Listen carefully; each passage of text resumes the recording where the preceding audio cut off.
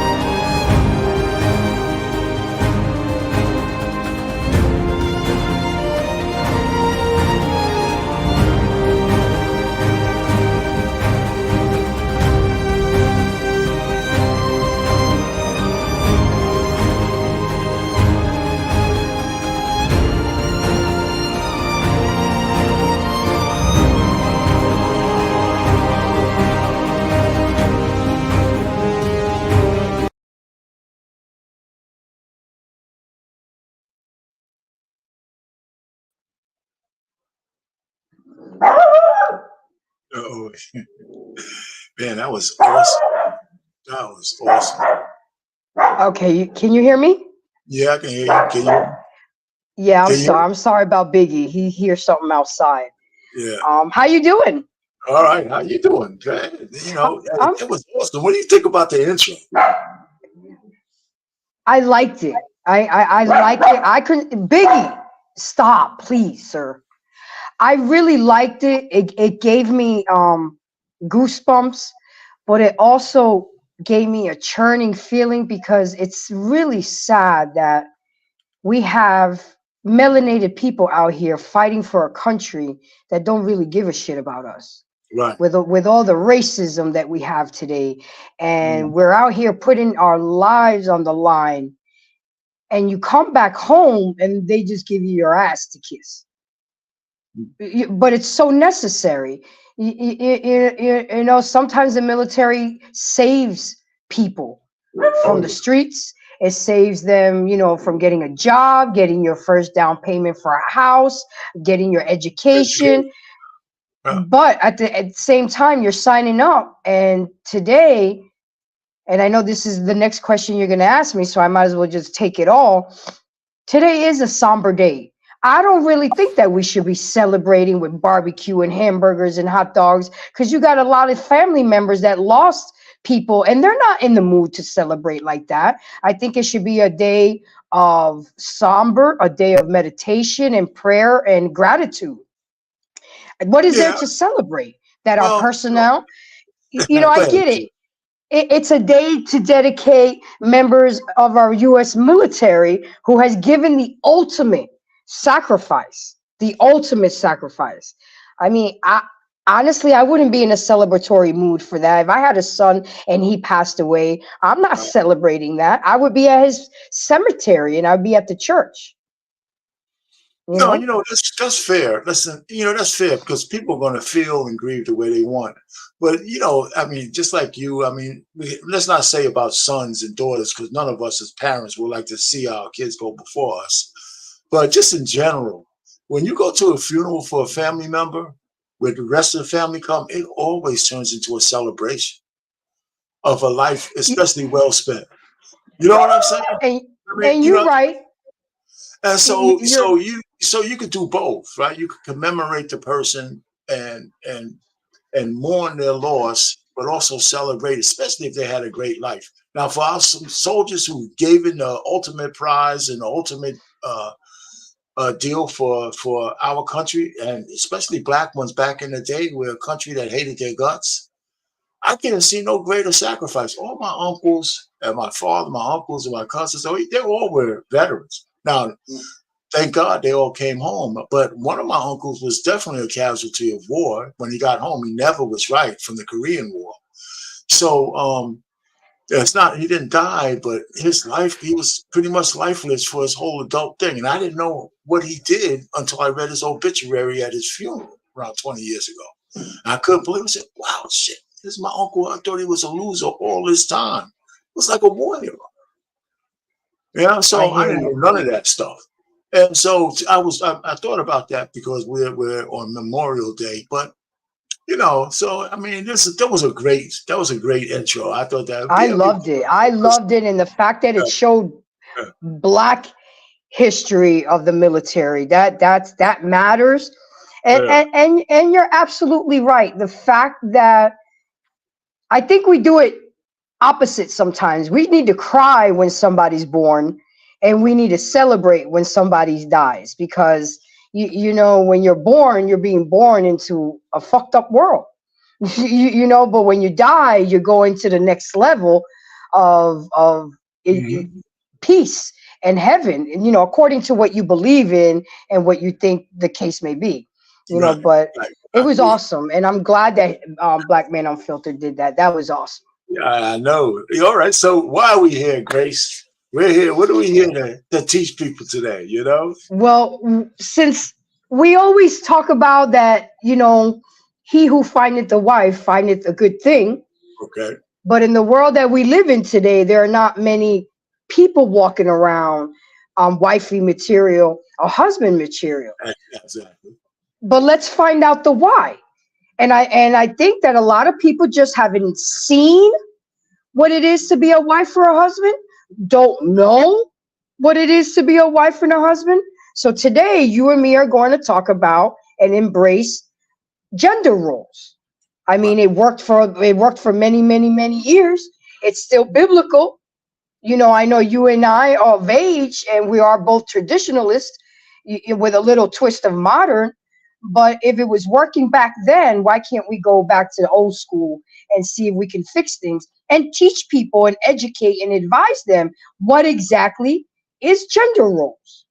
Yeah, no, I agree with you. I would think that that's true. And, some of these things I think are timeless. And that's one of the things I think the modern people have trouble with because they said, because we're in 2024, you know, everything that was true in the past is not true now because of social media, because the way we live, because of this and that.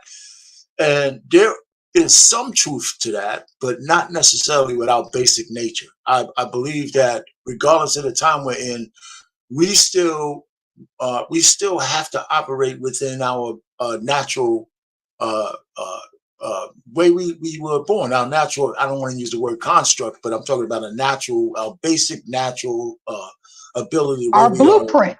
Yeah, a Maybe blueprint. that's a better word. That's We've it. been given a blueprint. This is our job description as women, and this is your job description as men, even though it has changed.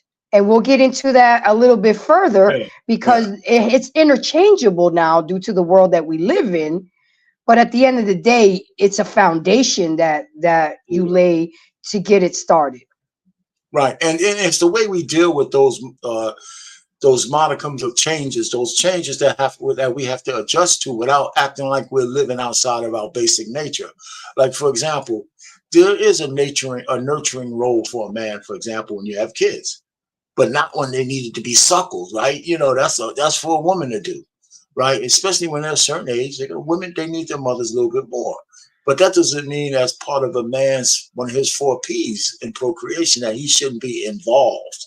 Like I was involved with my kids when young because I especially at the very young age, I did a couple of things. One, I never let anybody talk to my kids like baby talk when they were like just babies. I said, just talk to her like you would talk to anybody else, even though they didn't understand. But no goo goo gaga shit, right? You know, so and what they have to do with gender roles, I just wanted them to grow up understanding that even though they're little people, they're gonna have to live in a bigger world, right? I did a Absolutely. couple other things like that. Like in our house, we never changed one thing. We played music.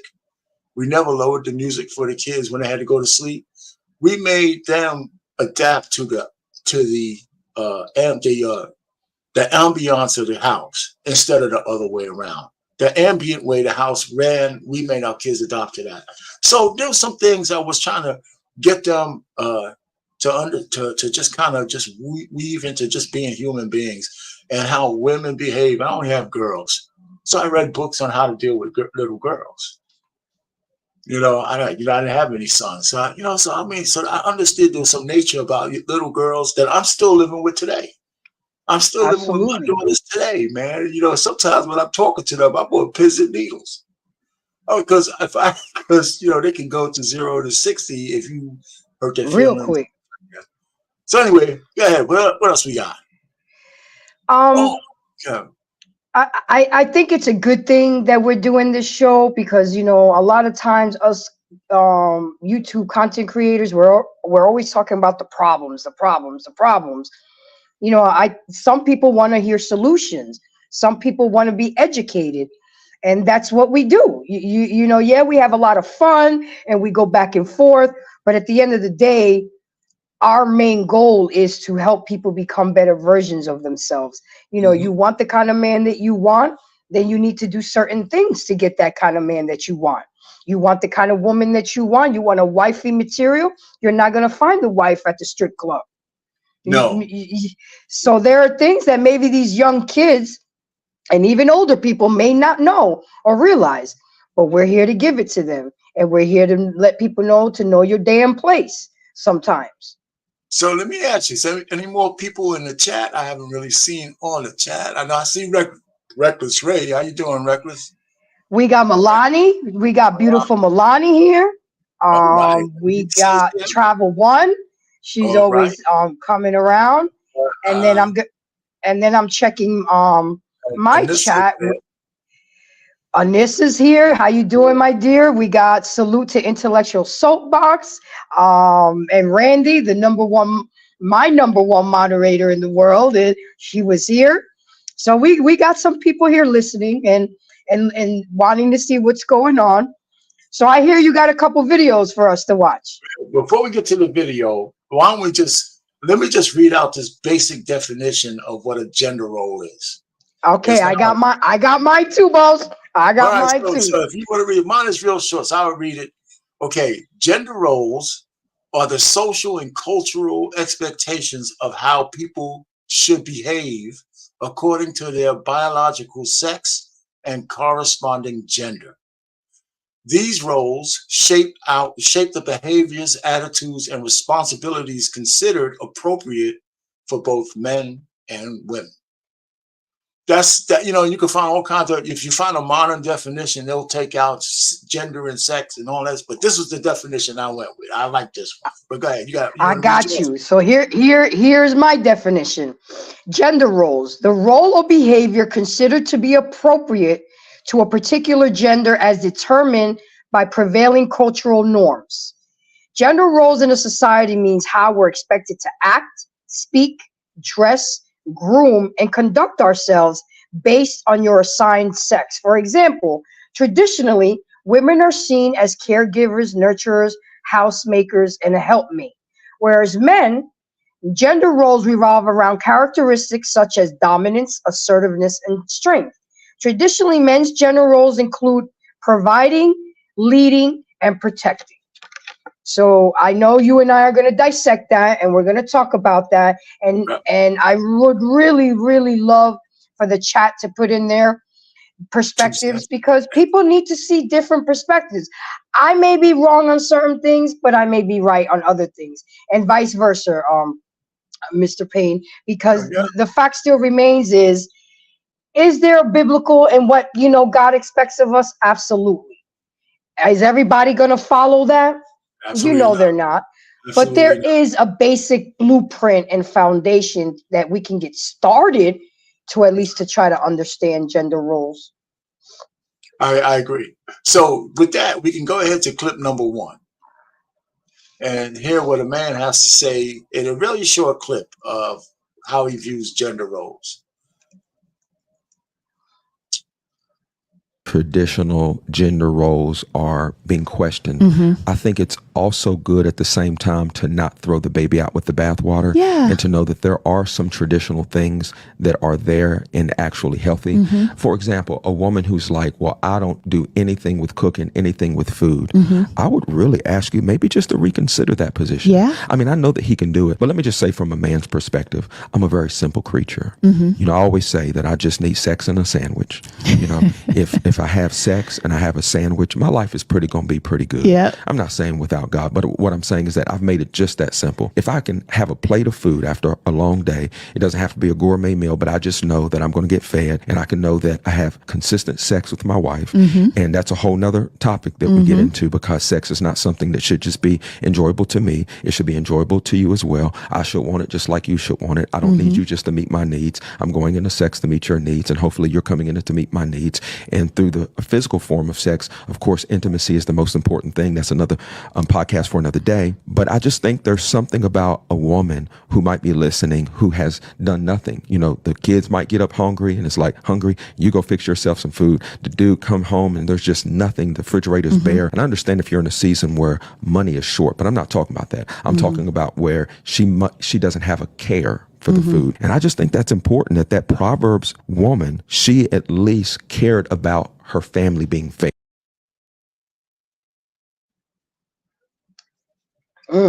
Yeah. Well, what do you think? I agree with him. I mean, that's a basic need. I mean, doesn't the woman have to eat too? So if you gotta eat and the kids gotta eat, what is the big deal about you cooking a meal? And I don't want to hear the excuse, well, I don't know how to cook. Like my beloved Kevin Samuels say, well, get your damn cookbook. With all these YouTube videos and TikTok videos, there is no excuse.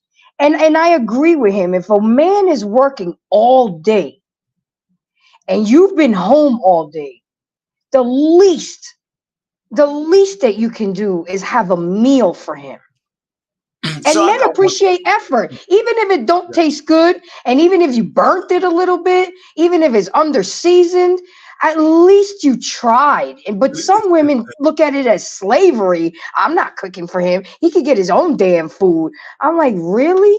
How are you supposed to maintain? You want that man to go out every day, go make money to pay the bills, but you got to nourish that body. You got to keep it healthy so he can make sure he don't get sick and he can continue to go to work and pay those bills. I mean, maybe if you turn it around that way and turn it into a money thing, girl, if you don't feed your man, he ain't gonna, he ain't gonna be able to go out there and get his money. I mean, really, the kids got to eat too. Chris, I got one for you though, right? So because I think you'll be better to answer this than me. Okay. What's more realistic today is that both people in a relationship are going to have to work. That's more realistic for the average person, average man. For the couple, for the married people we do have who are married, most likely everybody's working. Some level, maybe the guy makes a little bit more. Doesn't matter who makes more, but you're both spending you have average 40 hours a week out of the house. Okay. Now, some of the problem I think is should it be a man's expectation that all those 5 days a week that, you know, the wife comes home and she's just as tired as he is, that she should be on the hook to make the food? Or is there some compromise that has to happen there? There has to be some compromise. And can you put the comment that L. Roger put up, BMW, because I want to address that one. Yeah, he I would wish he was appreciate a BMW. But L. Roger. I'm sorry. He no, I'm said talking about BMW. So he wish he was a BMW. oh shit, did I say that? So you, BMW. Wow, that's funny. My bad. Let me answer your question and then I'll address that comment. Absolutely. You and me are up here just giving a generalization of what was the blueprint of gender roles. But of course, feminism changed all that. The fact that women work all day. So absolutely, there should be a compromise, because I work 10-hour shifts and I'm not going to feel like cooking every night and things like that. So let me give you an example how me and my ex-husband used to do it. We would compare. My schedule always fluctuated because I was a manager and I controlled my schedule. My ex-husband his schedule was his schedule. So we would actually sit down on Sunday nights, come up with a menu for the week, and determine who's going to cook what, who's going to do what. I'm like, look, I get off at 5 o'clock. I'll season the meat the night before, you grill it, and I'll come home and do the sides. So it takes teamwork. Nowadays, yes, we have gender roles, but we also have women working nowadays. So it must be customized to the marriage. And that's what let me go ahead and read the comment. Grace, I watched you the other panel where you said marriage should be custom made and cheating is not cheating adultery if both agree to do it. How then gender roles versus what people agree to? Okay, again, gender roles is the biblical blueprint and what it lays the foundation. But life is different now, Kroger. Things have changed. So it has to we have to be mindful of that in the household, because things have changed. Men nowadays cook better than women. I love it when I meet a man and he tells me he knows how to cook. But when I hear him say, I love to cook, oh my, I'm already there. You got 25% of my heart already, because I'm like y'all men. The weight of my heart is through my stomach. Let me take a stab at that question too, because I think it's a fair question. And listen, I don't consider cooking and cleaning in a house a natural gender role, right? Because in a balanced household, and people really think this is some kind of newfangled shit. In a balanced household, everybody did a little bit. Woman might have more of the cooking. She might do certain chores, like maybe wash more of the dishes and shit like that. But then having of dishwashers and all that kind of stuff, you basically, like you said, you have to plan out how you're going to keep your house up. Like I have man cave, I have an office. I don't ask my wife to clean that shit because I clean that. You know what I'm saying? I mean, I want to say, so it's like you said, that the best part of what you said is that, but it's like a negotiation. It's like everybody's relationship is unique, but there are some gender roles you can't fool around with. And I think for a man, I know there's a guy going around YouTube talking about, house husbands and being house husbands and shit like that. I just think that there's some roles in a household, and this is one we don't have to get bogged down on this, but the leadership of your family as a man, you cannot acquiesce that. You cannot relieve yourself of that and put it on your woman, your wife. I don't care how corporate she is. I don't care how educated she is. You could do it, but at your own peril. So no matter what other kind of negotiation you have in your household about how you cook, how you clean, how who takes the kids to school. I took my kids to all the lessons and all that kind of stuff. She didn't have to do that. I did a lot of that because that was my bonding time with my girls. But I never even put on the table like, okay, now you lead and I'll follow you, right? If you have something to say that makes sense that I'm doing wrong, let me know. But I think that part of it is not for negotiation. And there's some actual natural reasons why a man should always be the leader of a marriage, because it's not for just his benefit or his ego. Mm-hmm. is because a woman doesn't really want to be your leader. You know, I mean, she'll do it, you know, because women get Yeah, on but power. But they, sometimes our pain, you're forced into that position and because that's not what I'm talking about. See, but what does that, how does that make you feel? I'm talking about I that. don't like it. It's That very doesn't, exhausting. I It's mean, very yeah, exhausting. but I you was have to. already a leader at work. There you go. I'm a boss on the coach. I was a Right. basketball coach. I wanted to come home and just relax That's and what I not mean. have to do any thinking. But it didn't pan out a lot of times for me in that way And what was the because result? What was the result? we're not together anymore. See, that's what I mean. I mean, I'm not saying a woman shouldn't lead if everything is falling apart, but if you have to, that's to the detriment of your relationship. I think that's what I believe.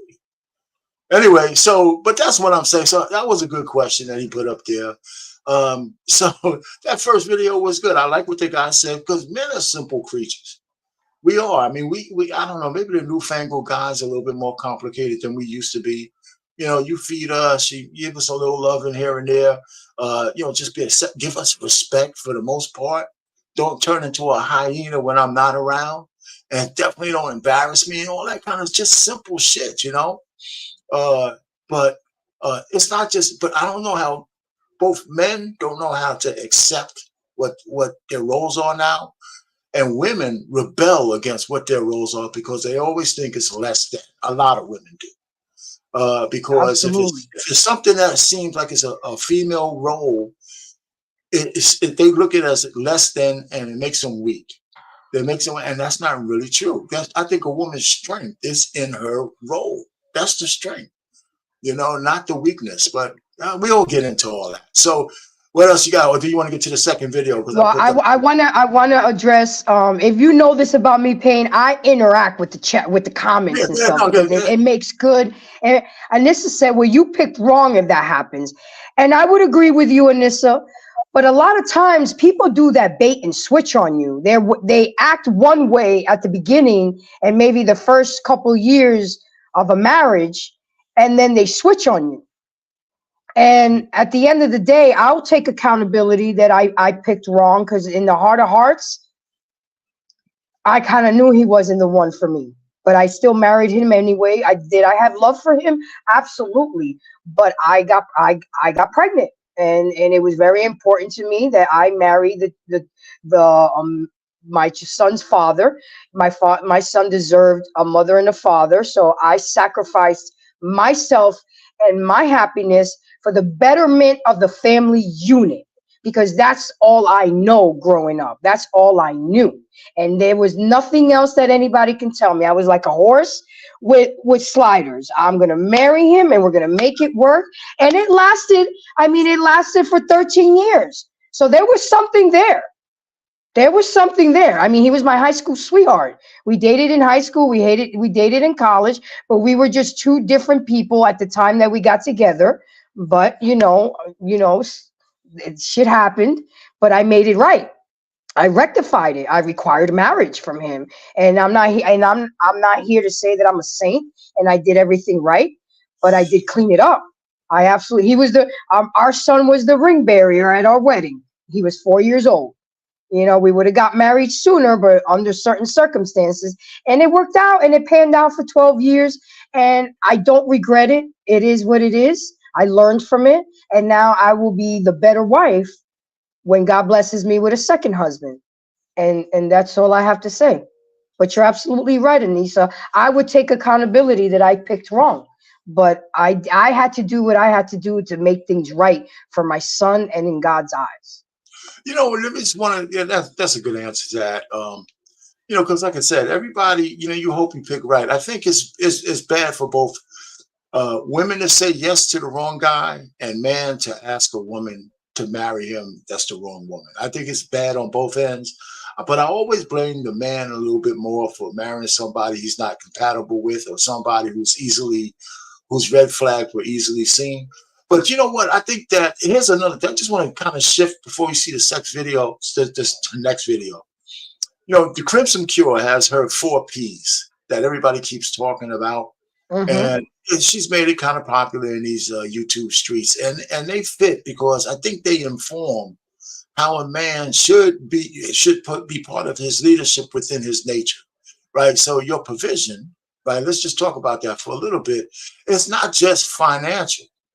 It's not. It's your provision is also planning and execution, right? It's also building the tracks for your family to run on and making sure that you're always going in the right direction. That's providing stability, just providing leadership, providing things that that leads you into the future for your family. So it's not just money. And here's why it's important not to say just money, because again, the fact that women have inculcated themselves into the workforce, into significant roles where they make a lot of money, right? The man who agrees to pay all the bills while his woman just stacks money and does what the hell she wants with it, he's an absolute idiot. No man should ever agree to some shit like that. If you're gonna be my wife, you make 100 grand, I make 100 grand, or whatever we make. It has to go into a pot that's beneficial for us executing our plan as a family. And if you got a woman who's not willing to do that because she wants you to be traditional, but she doesn't want to because her money is her money, if you ever, guys out there, hear me good. If you're talking to any woman who says her money is her money and your money is her money, if you marry her, you Throw her out. goddamn She fool. for the streets. She's That's selfish. right. Don't ever do that, because you can't change her mind. Because that's her mindset. Because even if she could say it, it means she absolutely excludes herself from marriage. She's not marriageable. And you'll be a fool. And men will marry a woman like that because he says, as long as I can take, no, you can't do that. So anyway, the other thing is there's protection. Again, in modern times, that protection of I'm gonna beat up everybody who says something wrong to you. We're not back in the Wild West. So protection takes on different forms, right? Anticipation of danger, avoiding danger, putting yourselves in positions where are safe for you and your family. That's a protection mechanism. Yeah, every man out there, every man out there who has a household, I believe you have to have a gun and know how to use it. Absolutely. I believe, I don't know how you could have a house, because especially you get at my age, I ain't fighting nobody, man. Shit. I know that's right. I don't feel like fighting anybody. So that's just one thing. So problem solving, again, we have to have a solution-oriented mindset as men. Right? Here's another thing. Here's one thing. I'm gonna say this, Grace. I'm gonna let you go. Okay. One of the things I had to learn with women, when they have a problem, sometimes you gotta understand they just want to vent, and sometimes they want a solution. And you gotta know the difference. Because we're gonna automatically try to solve a problem. But I've learned early, women said, listen, I don't want you to solve my problem. I just want you to sit down here and take the pain of me yabbing at you, so I can get it off my chest. And then I understood. Everybody doesn't want you to solve their problem. They just want to vent. But go ahead. Yeah, and you're absolutely right. And I'm going to give you a perfect example of provision that my husband instilled in me. When I had our son, that was the first time I ever been pregnant. That was the first time I ever had a child. So I was learning a lot of things along the way. I read a lot of books. I mean, I did a lot to try to make sure I was the best mother possible. I wasn't around a lot of babies. I didn't babysit when I was a kid because, in our family, we didn't believe that. Family took care of the babies. So he told me there's a rule. I don't want my son out past 8:30 at night. There's no child that young has any business being out past 8:30. I want him to be showered. I want him to be bathed, fed, and in his what he called chill mode by 8:30. Because his bedtime was, he wouldn't even make it to 9 o'clock. But at first I didn't understand it. And he'll try to explain to me, there's nothing good after 8:30. Most accidents happen at night. You women don't have respect for time and will do things and don't consider that they're little people and they need to get rest and they need to be at home and feel safe and secure. And at the time, for the first couple of months that I gave birth, he was still an over-the-road truck driver, but we decided that he was going to get off the road. I'm not doing this by myself. I didn't make him by myself. You're gonna help me take care of him. But the first call, and you know what, Mr. Payne, he will call to check, check up on me if I'm doing what he asked me to do. And I really understood it, because now when I go out and I see these young kids and the young babies out at Walmart or the grocery store at 10, 11 o'clock at night, they need to be home in their bed, sleep. And and that's a perfect example of protection. Not only was he protecting the mother of the child, me being out there at 11:30 at night on the road, but he was protecting his son. And I really respect him for that. I really do.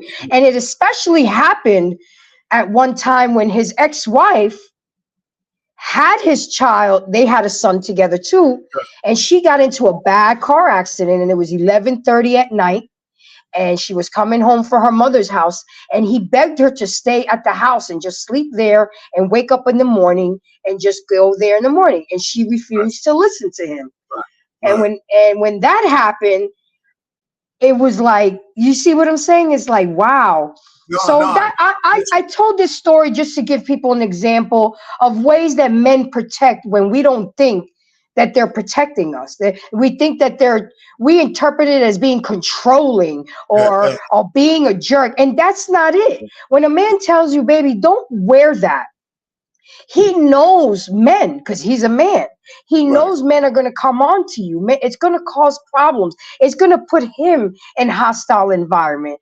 And like you said, you guys anticipate danger much, much sooner than a woman would, because you guys are always on high alert. You're wired that way.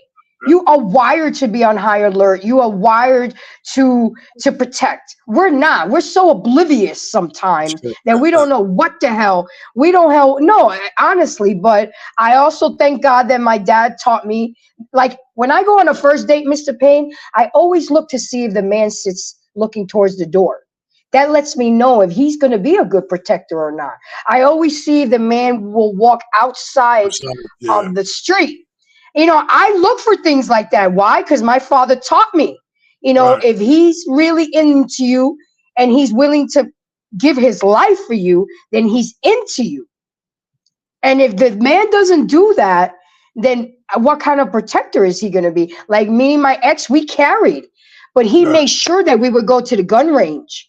He would make sure that I was taught how to break down the gun and clean it. Because what's the use of owning a weapon if you don't know how to use it, or you don't know how to clean it, because you're supposed to clean it so it won't jam on you. So, he was in charge of that, but he made it a point to teach me. So if God forbid, when he wasn't home, I know what to do.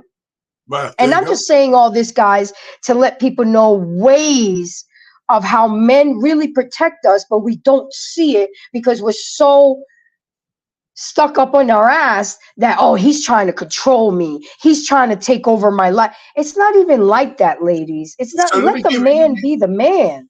Yeah, let me give my one example. I have an example just like you, because my daughters are grown now, but one lives with me and one doesn't. So my oldest daughter, she's 30 in her early 30s. And she went to Switzerland to a wedding with a friend of hers. Right. I told her, listen, what you need to do for me before you go, tell me what flight you're on, going and coming back, and where you're staying. Right. So she was staying at a couple of different hotels and all that. I said, just let me know where it's at, you know. And I had to get them to understand, I'm not telling you that you got to, you know, you're asking me for permission. I just need to know where you are. So you're safe if God forbid something happens. And I know. So listen, if you guys were married, I probably wouldn't be asking, because your husband should be taking care of that. If I ever asked him where you're at and he doesn't know, I'd rip him a new one. Right. And then my youngest daughter, you know, she still lives with me. So she has friends, but when she leaves, I know where she's going. And if it's later in the night, she'll get an Uber home or she'll drive home. Yeah, she doesn't drink and drive and none of that. But she always lets me know when she's on her way home. Always. And it's automatic now, right? Because she knows that I can't sleep if she's not in the house. Right? Because I'm not going to go to sleep until, you know, because our bell rings when you open the door. So if she's in the house or not in the house, I want to know when I hear that ring, it's her coming home. Because if it's not, then I have a different problem. You know, Absolutely. so I mean, so you know, that's just the way it is, and that's just a part of that natural stuff. And when women fight that in general, getting back to the general, they're doing themselves a disservice, right? Because I don't understand women who want to be uncovered when they don't have to be, right? Especially, you know, so you know, I mean, if you're not in a serious relationship, not even serious, if you're not married, I can see women saying, if this guy's just my boyfriend, I don't need to tell him where I'm at. Oh, but you don't need to tell them where you are, but you're good enough to exchange bodily fluids. Yeah. You see what I'm I don't have saying? no respect for regular You don't want to tell your man where you're going, but it's okay for him to pay all your bills. I mean, come on. It's asinine to me. It really is. Like when I take an Uber and if I'm dating somebody, I'll share my location so he knows I'm in an Uber, what's going on, so I know that somebody's safe. Like, for example, with my dad, my curfew was midnight. He didn't care what I was doing, where I was going. If I left the house at 11:15, I still had to be home at midnight. And just like you, he would wait up at 11:30. This is about to tell my age, but he would page me, and he used to love James Bond. And all he would do is put the only thing he would do is put 007. You know what that code meant? Whatever you're doing, whoever you're with, wherever you at, you got 30 minutes to get home. And he would wait at the kitchen table for me, watching his Vanna White and his show, smoking his cigarette. And as soon as I walk in the door, he would always have food for me in the microwave, and we would sit down, talk. How was your night? What did you do? And then he would get up and he's like, now I can go to sleep. And I missed curfew one time in my whole 4-year career of high school. And it wasn't even my fault. It was a friend's fault. And my mom covered for me. Thank God. God bless. But he did not play. I mean, I thought my dad was very controlling at the same time, but he used to tell me, ain't nothing open but legs after 2, and I'll be damned if they're yours. I mean, he had me. Oh, and if I was ever 5 minutes late, I had to give him the phone numbers of all my friends, and he started calling my friends' parents. He did. He did. I mean, see, that's just it. Kids don't fear their parents nowadays. So in turn, when you don't learn the respect and boundaries, you have grown-ups that don't know how to respect boundaries and respect each other. But Grace, I got one for you. It's just switching gears before we see the next video, right? I have one for you that's a pet peeve of mine, but it's on the man's side. Okay.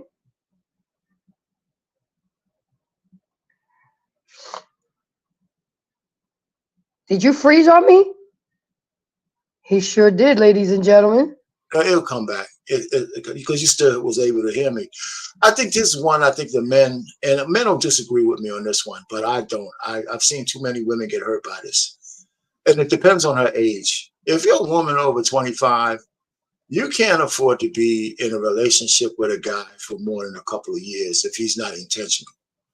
You know, you're wasting your biological clock because if the guy's getting all the milk, the honey, and the juice and shit, if he didn't make up his mind to put a ring on your finger, it's not always because you have too many red flags. And if he's willing to take the red flags while in that mode, that's one thing. But if you're a marriageable woman, a guy will waste your time, especially the older you are. If you're 30 years old, you can't afford to be in a 5-year relationship. That's crazy. You know, if he's going to, especially if you're marriage minded, kid minded, and all that kind of shit, you can't be wasting time because a man will waste your time. And not to say he won't love you and all that shit, but if he don't have to marry you, he's not. And I'm not saying giving an ultimatum. Most men make up their mind that they want to keep a woman pretty quick, fast, and in a hurry. I'm not letting this one get away. It might be a year, it might be a year and a half, but if he wants you as a wife, you know, it doesn't matter about the money. It doesn't matter about all that bullshit. He's going to ask you. You know, I agree. You know, all the sweet nothings and shit in your ear and all that kind of stuff, that shit has a time limit. And if you don't let him waste your time, if you're 22 years old, yeah, you could maybe, you know, throw away 3 years or so. But at 28, that biological clock is ticking, and it gets louder and louder every year.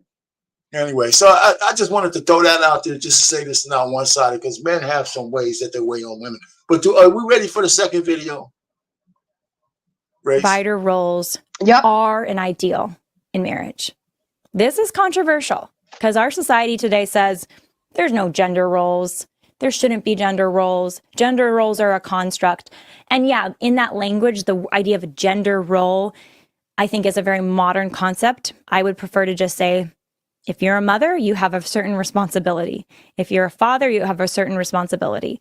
So I think that's a little better than saying, if you're a woman, then you have a certain role to play. Well, it has to do with more specificity about your being a woman. If you are a mother specifically, yes, you have a role to play. So that's where gender roles is a little wonky, because not all women are mothers, and it doesn't really get the specificity that I think this topic needs and deserves. So in a marriage where you have children, nurture provider roles are very valuable. What do I mean by that? Nurture and provide, both parents do both. Fathers should nurture their kids, mothers should provide. But specifically for mothers of young children, the mother being available for that child and being there to nurture that child and being free to do that and not have to leave to go work outside the home is an ideal that we should fight for as a society. So women can be there with their young children. And for her to be able to do that, it is ideal if she is married to the father of her children who is empowered to go out and provide for his family so that she's able to be there with her kids in the home. I do think that is an ideal. Now, that doesn't mean she doesn't do any work outside the home. That doesn't mean the husband is then a workaholic who's not present to his family and kids and puts his work, always says work comes first because I'm providing for you, so I'm always put work first. No, like that is an excuse, by the way, some men use. It's they excuse their workaholism by saying, I'm doing it for you.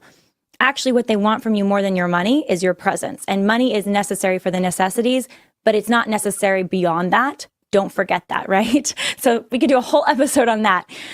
But I do think nurture provider roles are important and are an ideal in marriage. And as a society, we should value mothers more and their unique role of being the mother of young children. Remember, only women can gestate, only women can lactate, only women can mother their very young children in the way that they're biologically and emotionally designed to.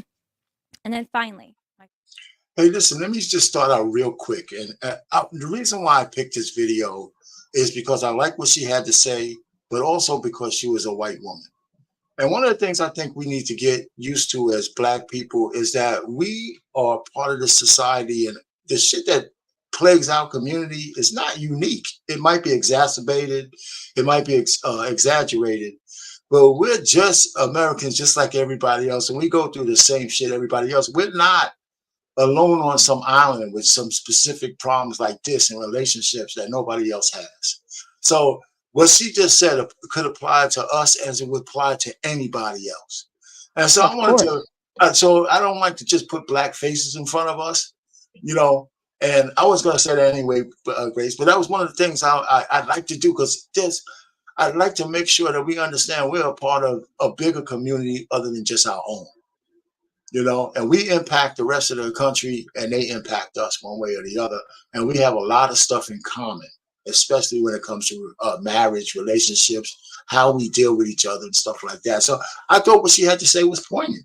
And I like the fact that she says, you know, men, you can't hide behind the fact that you have to work all the time. Because even if you do, you still have to find time to connect with your children, your wife, and all that kind of stuff. And you know, you just have to find the time to do it. Or you might have to look for another job. You have to do this, because even though it kind of, some guys as well, she should understand, because if I don't do all this, we're going to fail, right? We're not going to have enough money to do what we have to do. Then the plan is not correct. Either you have to lower your lifestyle or something like that. So you need to be able to fit, and you need to be able to convince her, listen, if you want me to be around, I might have to make $100, $200 less a month, because I got to spend the time to do it. I'll do that for you, but understand you ain't getting, you know, the subscription that you want, right? Well, I got so much to build on that, Mr. Payne. I'm so glad you brought this up, because, And let me give a shout out to Team Fatty, because he cornered a woman on his panel about this. Oh, I saw that. Women want the mansion, they want the Mercedes, they want the bags, and they want all of that, right? So then Yeah. the man goes and works 70 out 80 hours a week to satisfy the woman with all this. But at the end of the day, it's still not good enough, because now we get now y'all get complaints. You're never here. You don't spend enough time with me. You don't help me with the kids. You don't do this. You don't do that.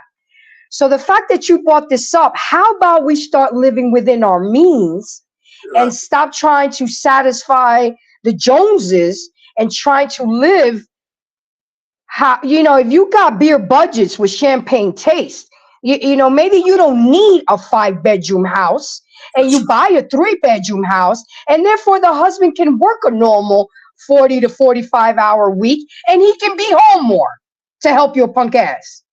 But the thing is, a lot of us women are just, I want, and then when the man gives and gives and gives, and let me make a disclaimer, it does go vice versa, but it happens more with the women.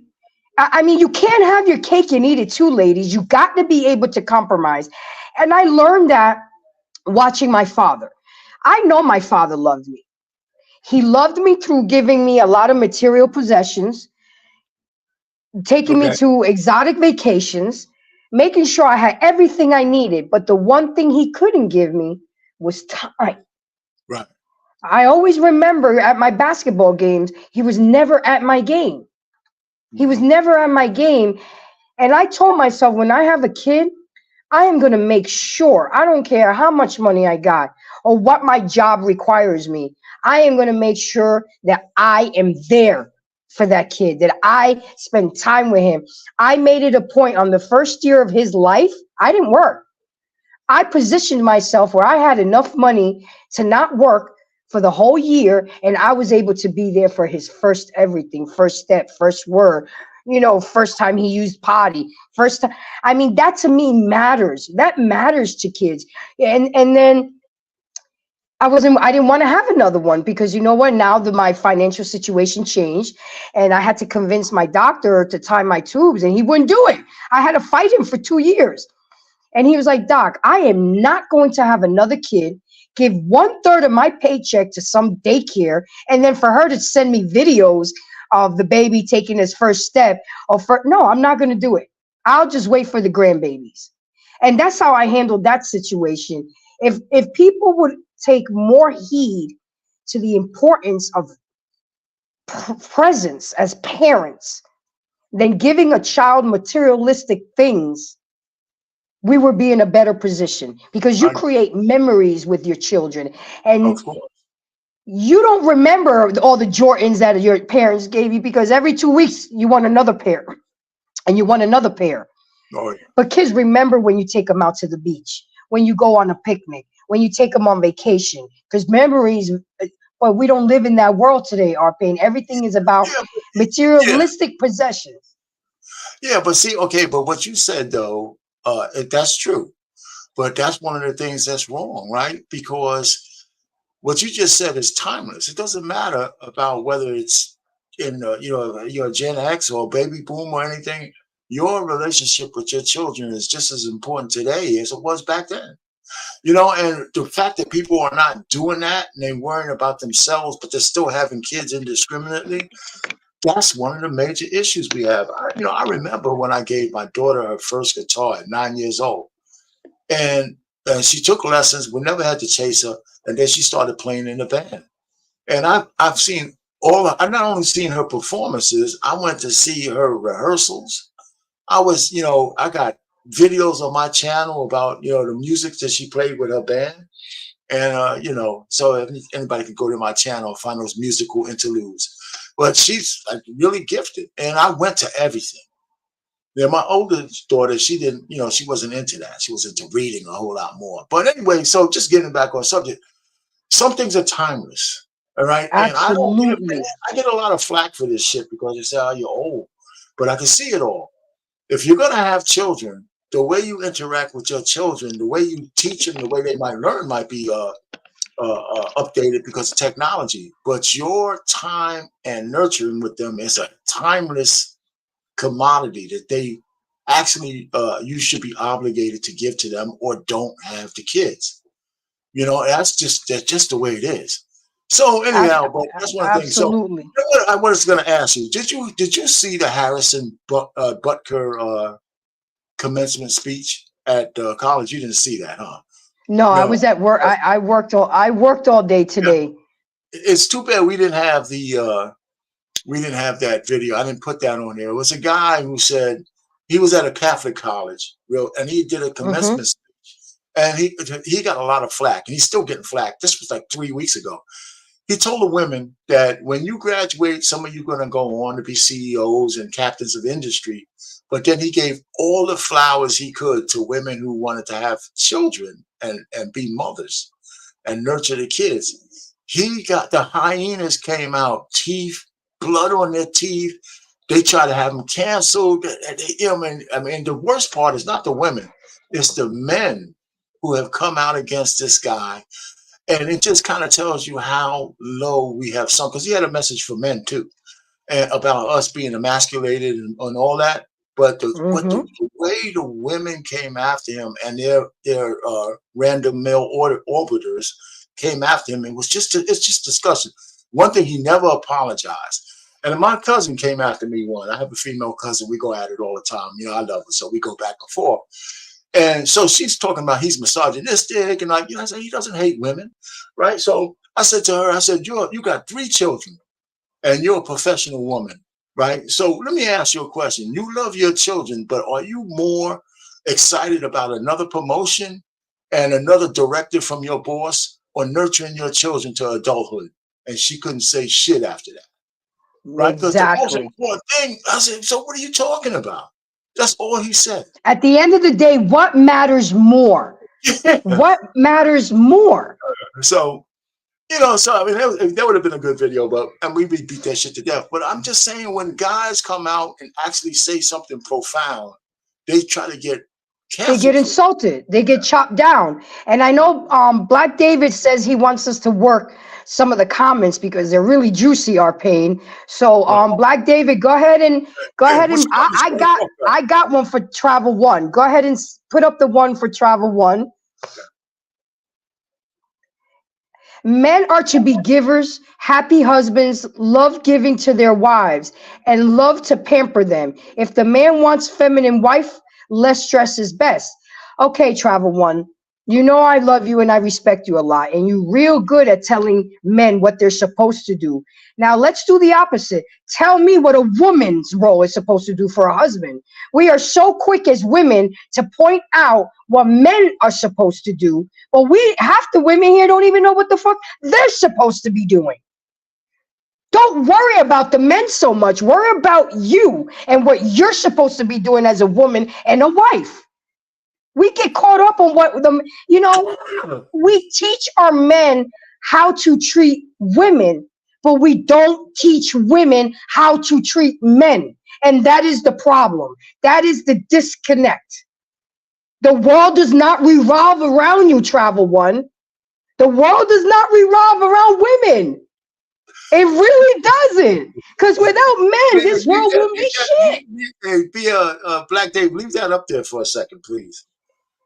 You know, because if you put that back, leave Travel One up there, because Grace, you're absolutely right. Because what really is missing from this is that, because I don't disagree that my wife lives a pretty stress-free life, and I really said this on this panel, mostly it's because of me, and I like doing that for her. But in return, what you miss, Travel One, is that she caters to me all out of appreciation and respect and gratitude. So if you want all of this stuff, you need to add on the end, and right there, less stress is best. And in return, my dear husband, I'm gonna give you A, B, C, D, E, and F, right? And that's what you women are missing. It's all about what you want, because what you just said here on the surface is not wrong. It's just not complete.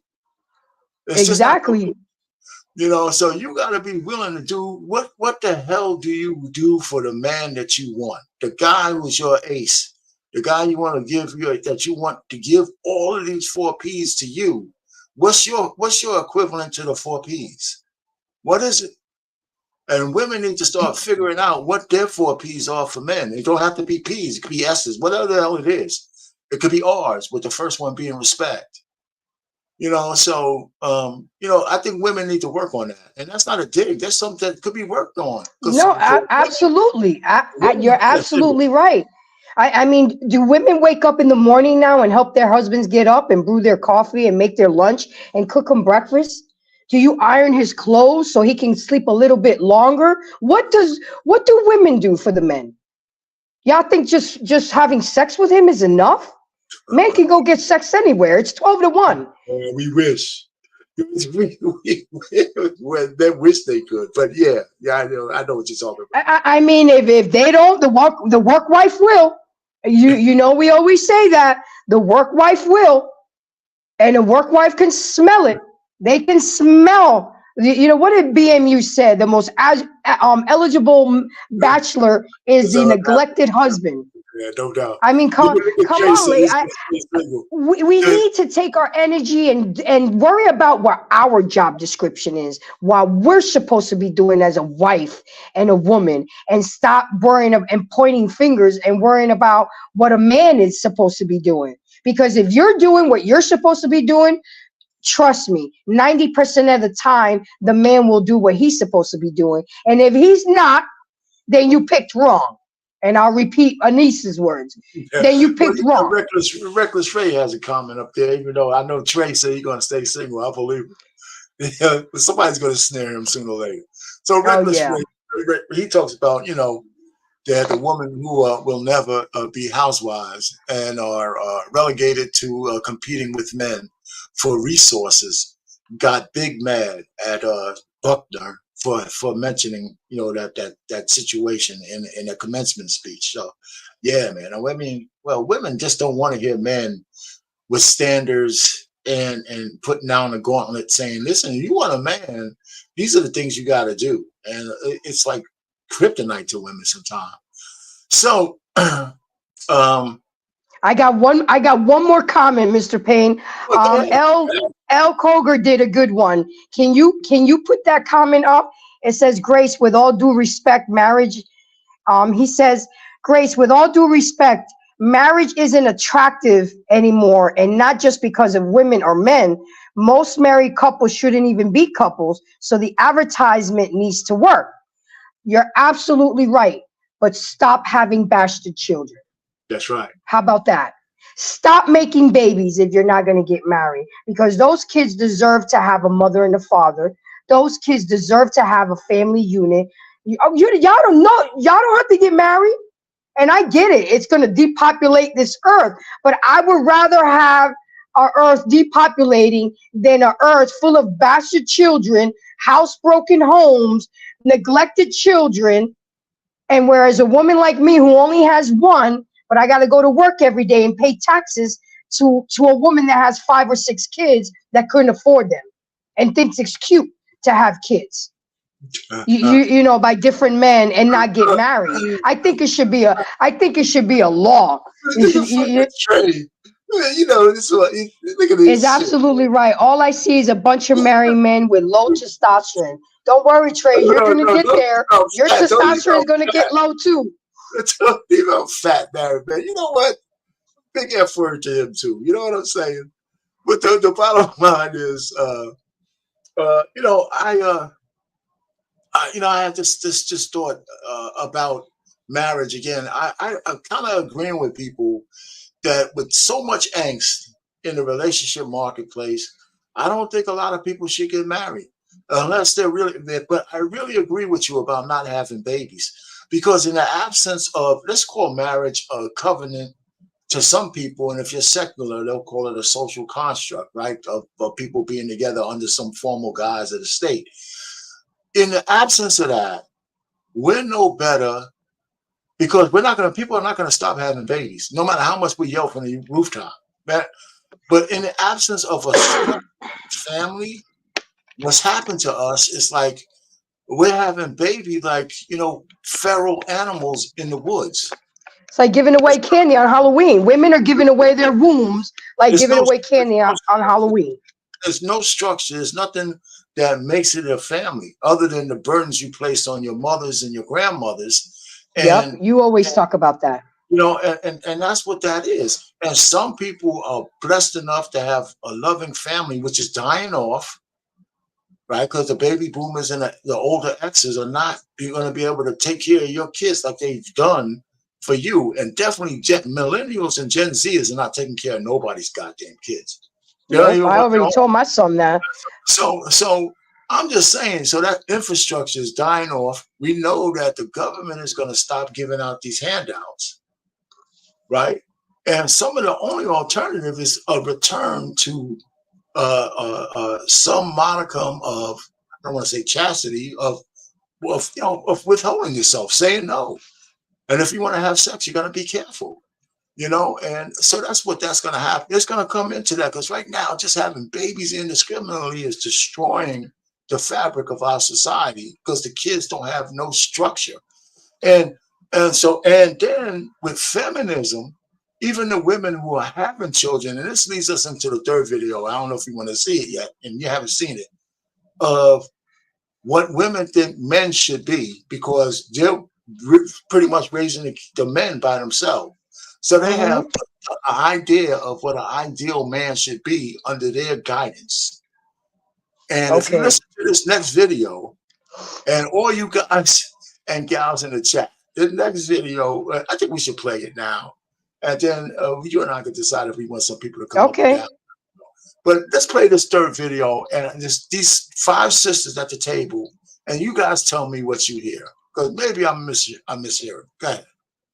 And I think of how I want him to be as a man. And I mean, I want to allow him freedom to develop into who he is, but there are certain things that I feel like are important. From the beginning. He needs to be, a gentleman, and be, there's a confident, but, still sensitive to what a woman needs. And then, but still, care about what he needs too. And then I just feel like as a mom, it is my job to ensure that he grows up to be somebody that, doesn't to the women in his life. Yeah. Precisely. Yeah. Yeah. And I don't know if you feel that way about Judah, but I think it's important. I do. And I think it's hard to be the mother of girls as a woman. And I also think that it's challenging to raise feminist boys. Right. That is, I think, specifically our job as women, to boys, to raise feminist sons. Yes. And it's been a complete awakening, I'd say, for,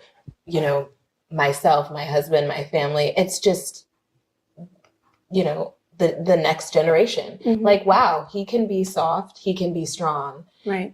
He can be gentle, and he can also be, very masculine. And I think that that's a beautiful thing. And when we give boys room to show their full range of emotion, that gives them the ability to be open to the full range of emotion that women show. Because, women are a lot more open with their emotion 9 times out of 10. Yeah. Absolutely. Do you feel like you have the support from your partners in that and raising a feminist son? Yeah. Right. 100%. And it does take a little educating other people. I mean, I can't expect other people to treat my son a certain way, if they're the way that they are. But, I do kind of like with our parents, it's okay that he wants to paint his nails. It's cool. He's a boy, I don't think making him feel like he's doing something wrong by expressing himself or, doing anything that would be perceived as feminine is okay. Right. Or that, and it also shows them that they can express themselves, period. They don't have to express themselves in this way. Right. Like, I see so many little boys, my son's friends, who will maybe have their nails painted or have a flower in their hair or have a pink shirt. And I'm mentioning like intrinsically feminine things that they're into, just to show like boys can have a feminine side and they can also have a masculine side. It's so important for them to be in touch with both. Exactly. Yes. And so I was going to say, even in dating, right? Like allowing the space for your partner or person to have a wide range of emotions or like really express themselves, especially nowadays. I don't know. It just seems difficult. I don't know if you dealt with that in dating or. I think some people just need to express themselves in all ways, in shape or form. Sexuality, you know, we have this stereotype as if, you know, young women can explore their sexuality, but young men can't. Exactly. And then that's perpetuated in relationships where it's like, well, can I be with this guy because, you know, he was potentially, or he might have been with some guy or in an intimate way. So it's like, you can't hold people to those standards. So, you know, as a feminist, and you're trying to raise a feminist son, you have to allow them to be open to who they are. So it's like, you can't treat your girls and not treat your men the same way. And I think nowadays, especially, you see more men that are more open with their sexuality. And our generation, young rappers our age, where they're wearing skirts and, you know, they're considering themselves asexual. And I mean, that has nothing to do whether they consider themselves, you know, man or woman. It's simply just who they are. And I mean, they have so much freedom to express that. And you see these old head, you know, rappers coming at them like, oh man, these suckers, this, that, and the third, where it's like, this is just who they are. And if you don't want to adapt to that, that's on you. But I mean, our generation, I think young millennials are just out there. And I think we're able to put wear our hearts on our sleeves and put our emotions on the table without regret. And I think sometimes that can be challenging or, you know, too out there for older generations. You know, they might not be ready for that. They're not used to that. But I think that it is a blessing. Like, millennials are coming, like, this is coming true. Because it's true, like, you know, the older generations are not as open as this new generation. Like, our, like, children specifically are just going to be so tolerant. And I think that's one thing that we're missing as a society. Like, let's just get some acceptance going. Like, let's get a round table of acceptance. You don't look like me. Cool. Let's still play together. Like, why not? Yeah. When I made that switch and I turned off that thought of men being villainous and everything, it changed my perspective on men in general. So whereas I was dating these macho, I'm a man guys, I was so turned off by that. I was so turned off by that now. So like now I'm like into guys who have septum piercings and who are models and just you can't place them. And that is perfectly fine with me, but I know what they like. You know what I mean? You know what I mean? But to society, it's like, oh well, that has nothing to do with anything. I think it's so beautiful that a person can just be themselves, you know, and that's what's attractive. That's what's beautiful. That's what's life-changing. And I think that once people open themselves up to that, you'll be free. It's like, it's so freeing. I love it. They don't have to spend their whole life healing from their childhood. They're just come as you are the whole time. That part. Hello. There's so much healing to do. Isn't there? Amen. Oh my God, I'm dying over here. This. Let me go first, because I'm boiling over here. First of all, this is a bunch of bullshit. What you're doing is you're punking out these young boys. That's what you're doing, and that's why they soft now. Okay? I always knew in my heart of hearts, I can only teach my son to be a good man, but I can't teach him to be a man. That was his father's job. And I also thank God to the fact that I was surrounded by men all my life, and I learned a lot of little lessons that I traded to my son. But this is why these young men are the way they are right now. They're emotionally unintelligent. And I hate to say this, but they're flaming them out. I wish I would see my son with some nail polish on his damn nails. Okay? Even when my son was a baby and he started crying, I would get down to his level and I would ask him, why are you crying? Are you dying? Are you bleeding? I would check him and make him internalize his emotions, even at 5, 6 years old. As long as you take the time to talk to them. You know, when my son played ball and he used to bang his head on the basketball court, I wasn't that mom, oh my God, Jordy, what's wrong? No, I will let the coach handle it. That's why they have trainers. That's why I have the coach. Now, would I sneak behind the bench once he was on the bench and talk to in his ear? But I wouldn't display it. And I also, I'm gonna land it here. I also remember one time where I guess my best friend, which is his godmother, thought I was spoiling him too much. And she checked me on it. She was like, you're creating the same fucking type of men that we sit here and complain about. Is that what you want for your son? And I stopped picking him up and driving him to school. My best friend said his ass can walk to school. It's less than a mile. You don't have to get up after working 10 hours and taking him to school. You're spoiling the kid. He can get up and walk. He can get up and come home. He'll figure it out. And that's exactly what I did, Arpain. I stopped taking him to school. I stopped picking him up. He became resourceful and was getting rides here and there, but I refused. Now, if he was running late or if it was raining really hard, yeah, I would take him. But there was a point where I stopped taking him to school. What for? You got two legs. You got Tom and Jerry.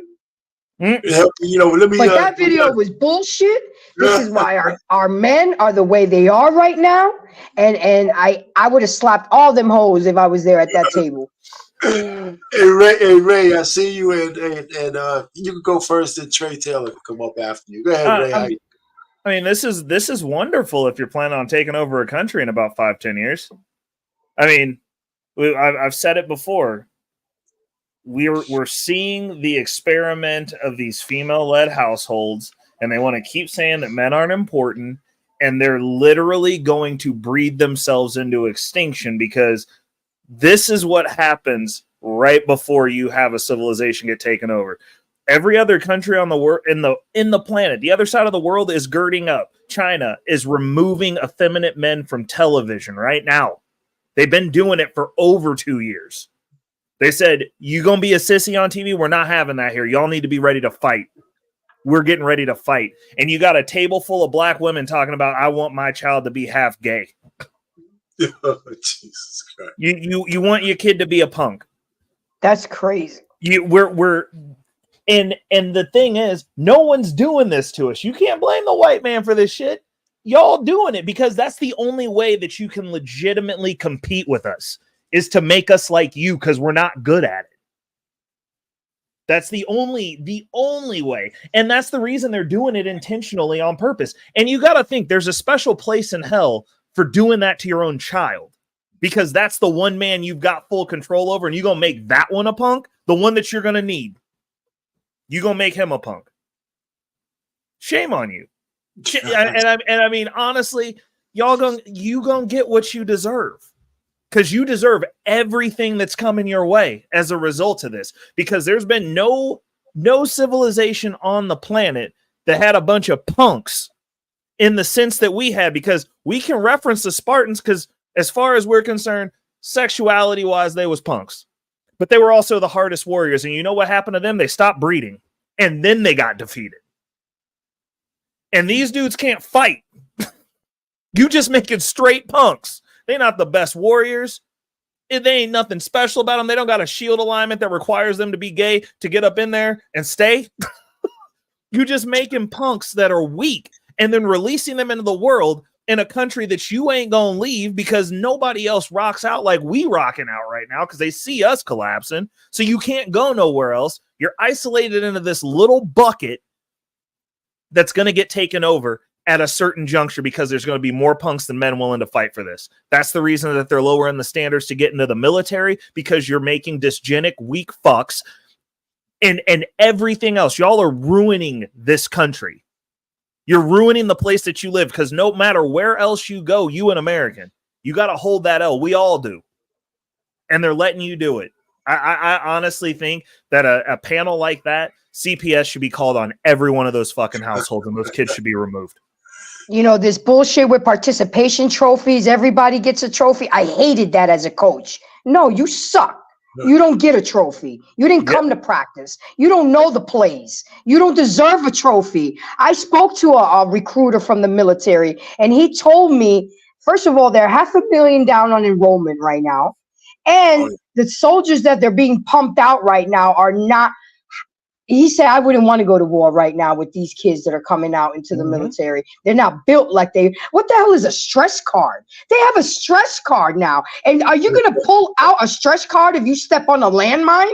Are you going to say, I mean, I don't get it. And this is why we are in the, I mean, most young men don't know how to change a tire anymore. They don't know how to change the oil, or let alone check the oil. I mean, it's really sad. And I'm telling you, I made it a point.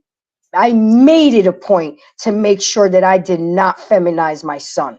That's I didn't cool. play that Let's, shit. let's let Trey Taylor go ahead and say what he got to say on the topic. And Go ahead, then, Trey. Tell me how I'm being a hypocrite. First, let's address that.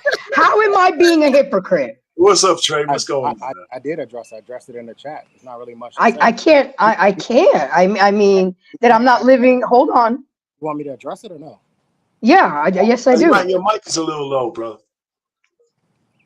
You can't have an expectation of the world, and then within your own home, you're not following that expectation. That makes you hypocritical. And how is that?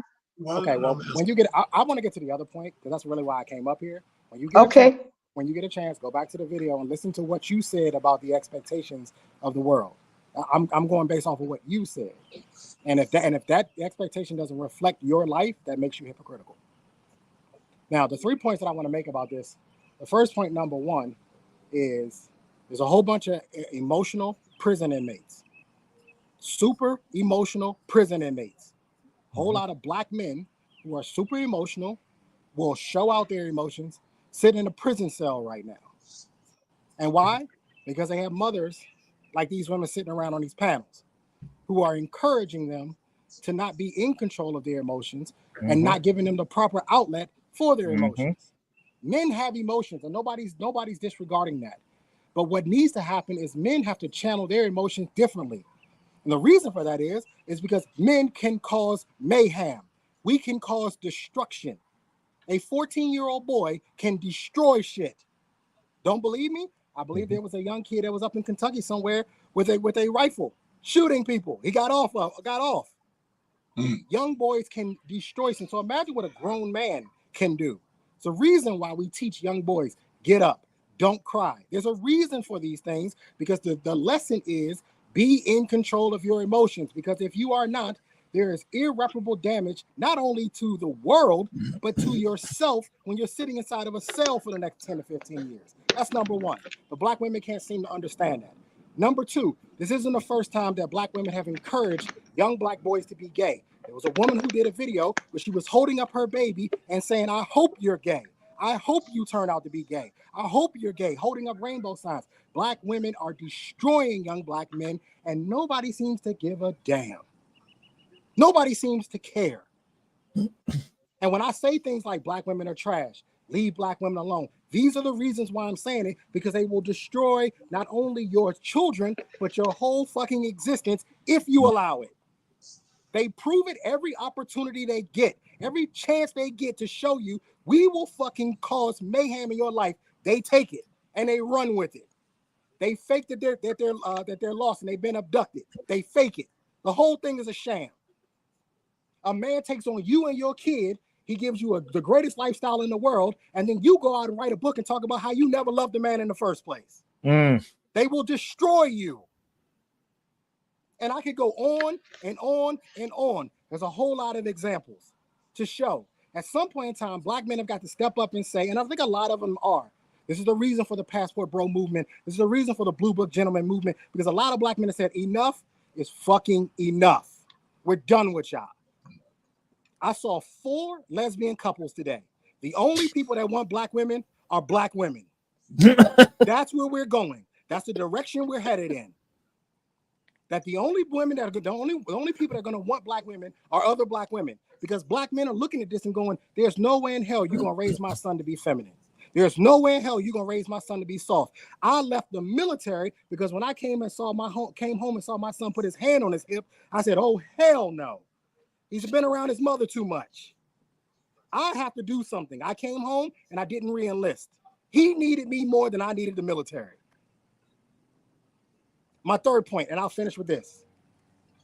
Ray alluded to it earlier about the country getting taken over. It's just a matter of time. I was in the military. I was the last sort of wave before the stress cards that Grace was talking about. It is a real thing. Stress cards are a real thing. They are passing them out. And what happens is that when the drill instructor or the training instructor is getting on you too much, you can actually pull a stress card out and hold it up and say, I can't take this.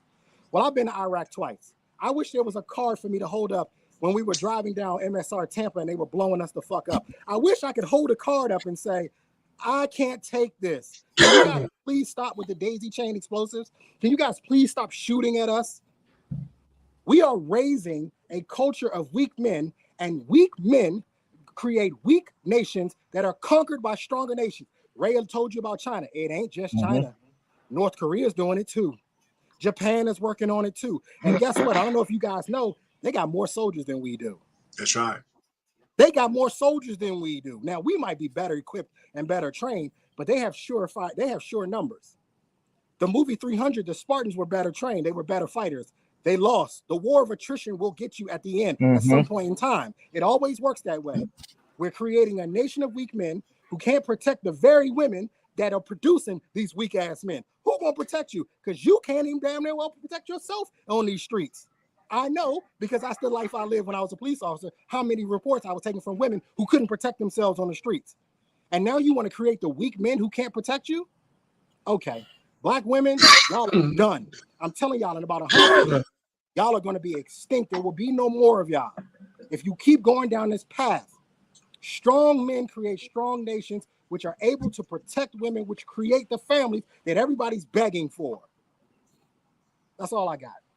Oh yeah, you know what? Thanks, Trey, for that. Listen, Black David, if you have something to say after you say it, let's put up the super chats and get them out of the way. No problem. No problem. Good evening, guys, because that video literally triggered me the hell out of me right now. How would I say knew this? why he put it up. How would I say this without being vicious? You know what? Fuck that. I have to be vicious. When they say black women at the bottom of the totem pole of dating, they mean they at the rock bottom. There's no values at all on a global stage for a black woman. The world has seen it already. We have a bunch of retarded, good for nothing, bottom feeding bitches bitching and mourning and complaining over the web about men going across the country looking for a wife. But you don't realize the women that they competed with over there are more highly educated than your dumbass. So if you did not check the educational standard of the global world, America is not the great if it comes to education. So when you get off your stupid fake high horses and start to realize you are being replaced on the grand stage, that is the problem. You make fun of Asian women. Asian women are more intelligent than you. They're highly educated than you are.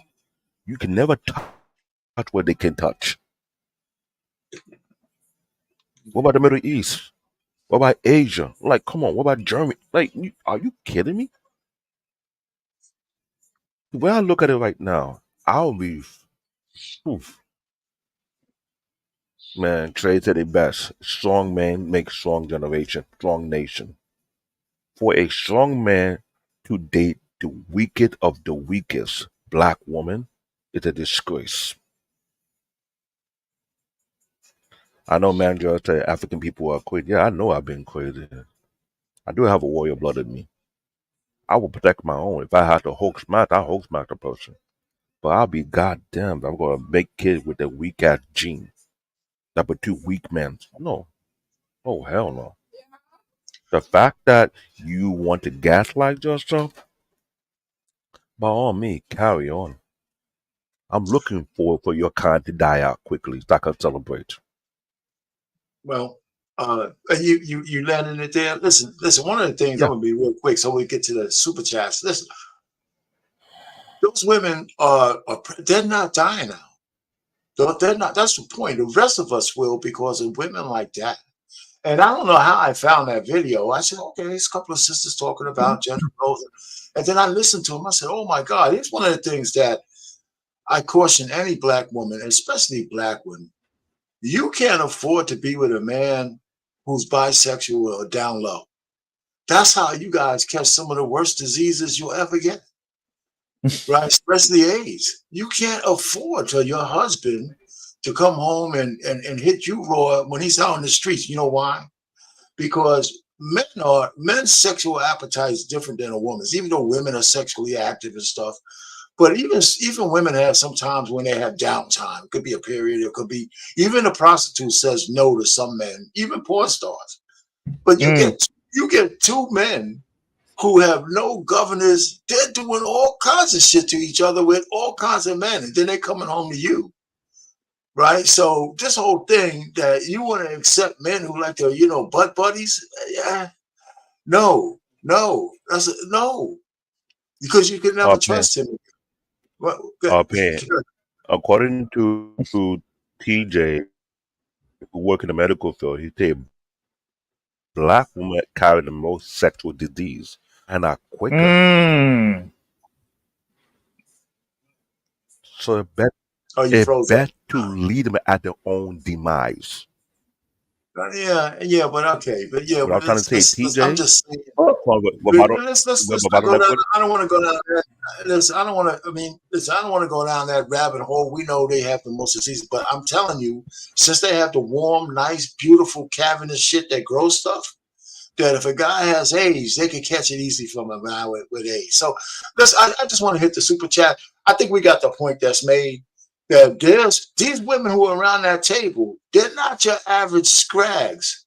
Nope. They know like they were middle class women who had, maybe some, some professionalism with them and stuff like that. And if they're talking like that, they were trash. I didn't say they weren't trash. I didn't say they weren't trash. I'm just saying. Don't let makeup. Yeah, I hear you. I hear what you're saying. They present well, Trey. They present well. Okay, let's just say they present well. That's what I mean. They present well. And so since they present well, they might have a little bit more reach than the people around with their shit encrusted fingernails and all that other kind of stuff. So anyway, we got to read the back. We got to keep talking because he's not ready yet. So keep going. No, I just want to hit the super chat. He's not ready. You don't listen, bro. He's not ready yet. Yeah, read the back chat. You gotta look at the back chat. We gotta keep talking. Okay. We gotta keep talking. That's good. Go ahead. He's ready now. Oh, okay. Now he's ready. There we go. Now you can do the super chat. You gotta keep the back chat active. All right. So who wants to read Pig Ad 11? Go ahead, man. Pig Ad 11. Payne, we need to bring back Player of the Year and the Player of the Year award. And listening to that, and he's listening to the lady. So he wants to bring back the Player of the Year ball. Okay. Who wants to read the next one? Kasim, why don't you bring your ass up, Kasim? You're the man, so you can elevate us with all the money you got. Anyway. Oh, Jesus. I want to bullshit. Yeah, Kasim, come on up here so we can talk about why you're using the word partner. All right, Kasim, $5. Failing to encourage men to be strong does young men no good. And it doesn't do women any good, especially if they want to find a partner. And yeah, that partner word, man, you triggered all of us. I understand where you're coming from, but if they're looking for just a boyfriend, that's not good enough either. But if they're looking for a guy to live life with, it's husband. Anyway.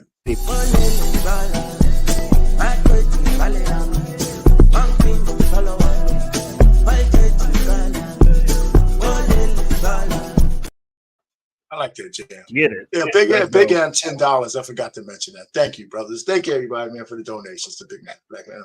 So, what's next, Gracie? What's going on?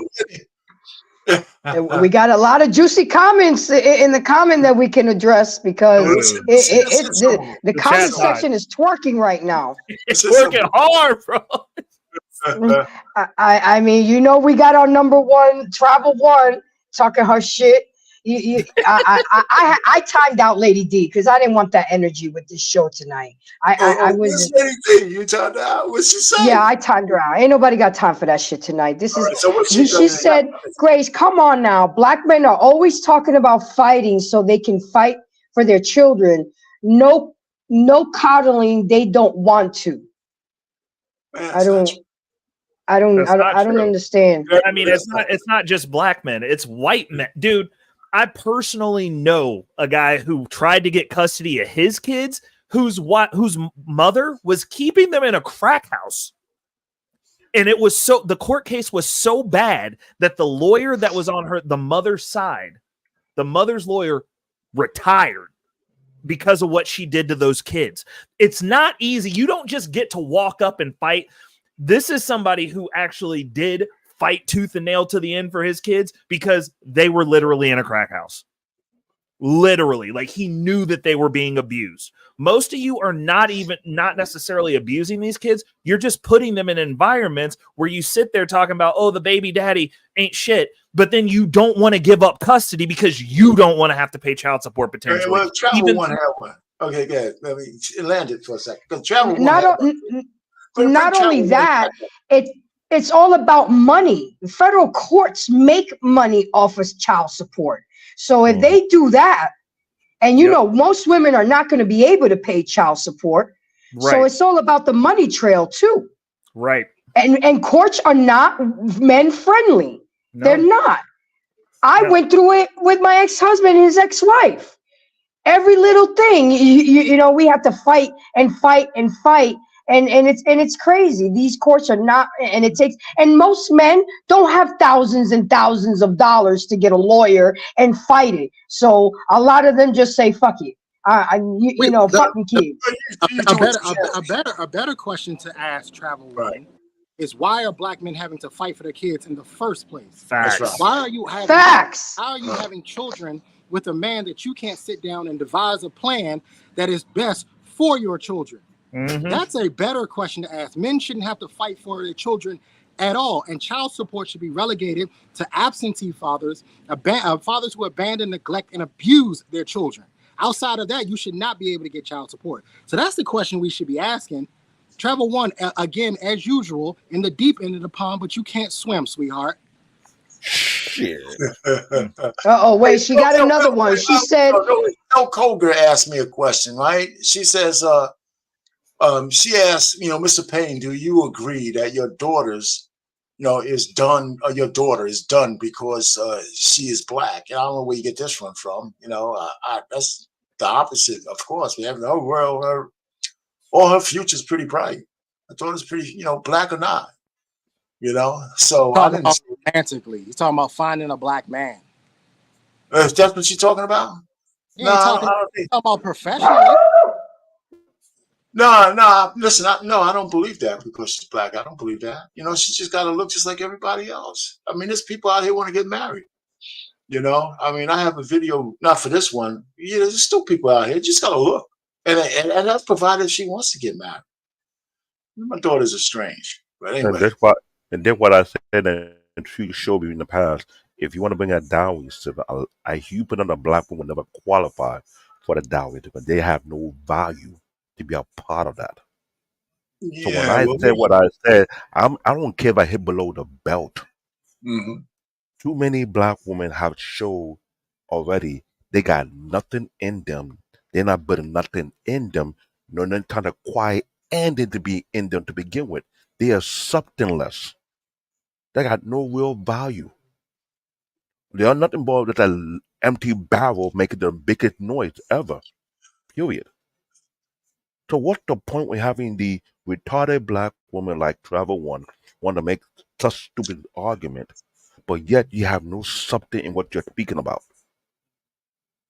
I'm being brutally honest right now. If you want to put a scorecard, y'all useless in many levels. He said useless. No, let me phrase that. If you don't know the difference of this word, undesirable element, you look it up. That's what you look like. I could kill less if I hurt anybody for the right now. Black David, this is what we need. We need more of this. We need straight talk. Black women have been coddled too much. And here's another thing we don't talk enough about. A lot of these black women out here got daddies. And they daddies are perpetuating these negative things too. The daddies are in their ear telling them don't rely on the man. The daddies are doing just as much damage as the mothers are doing. That's something we don't want to talk about. No, you need to keep it 100, Black David. We need to stop coddling these women and tell them the 100 honest truth. No, you are Black right. women, you are in last place. There are some dads that are not doing an honest job. They're not doing an honest job at all. They're telling up to fail. I agree with you, Trey, because my dad raised me, and I would always remember him saying, I'm going to raise you where you don't need a man. You may want a man. I'll take care of all your needs. Okay, well, my dad passed. Now he's gone.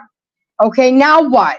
You see what I'm saying? So it took me a long time to I mean, I've always loved men and respected men, but I never looked at them as I needed them. I may wanted them. So you're right. It is a disservice because my dad spoiled me, and there's no man that can compare to him or has ever given me anything, that my dad did. And now I try to compare every man with my dad, and he's cut from a different cloth and a whole different mindset. So you're absolutely right.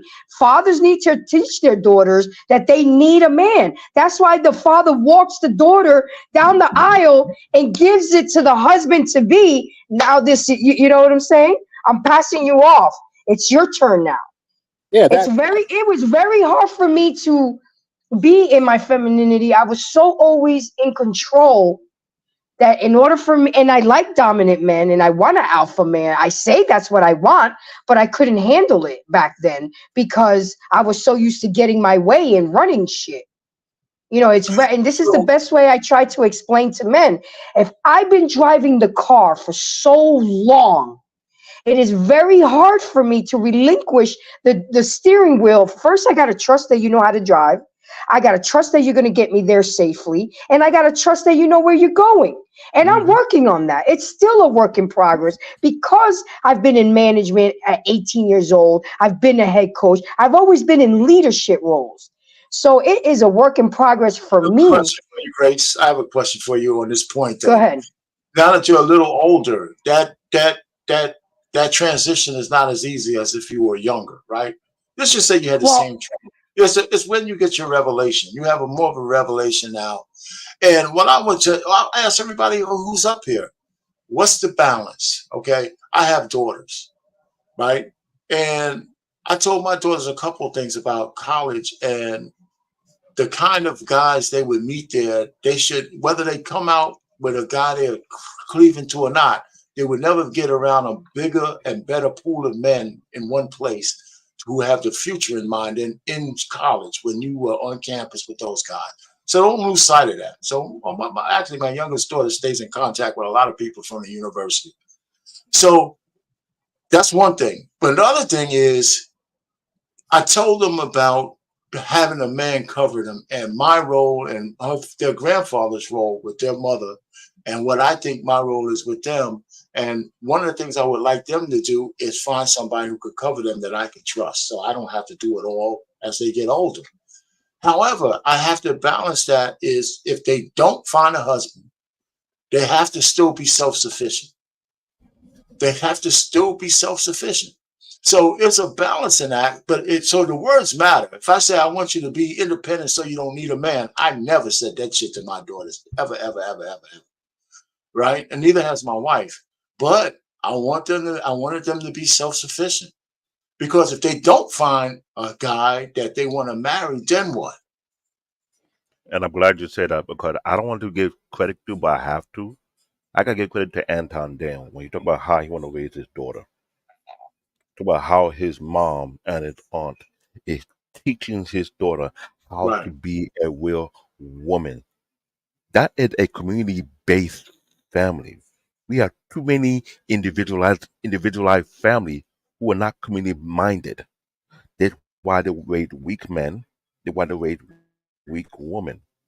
I would care if you're highly educated, get your degree, you make six figure, whatever. But at the end of the day, what the value in that when you got nothing to show for just what? Monetary gain?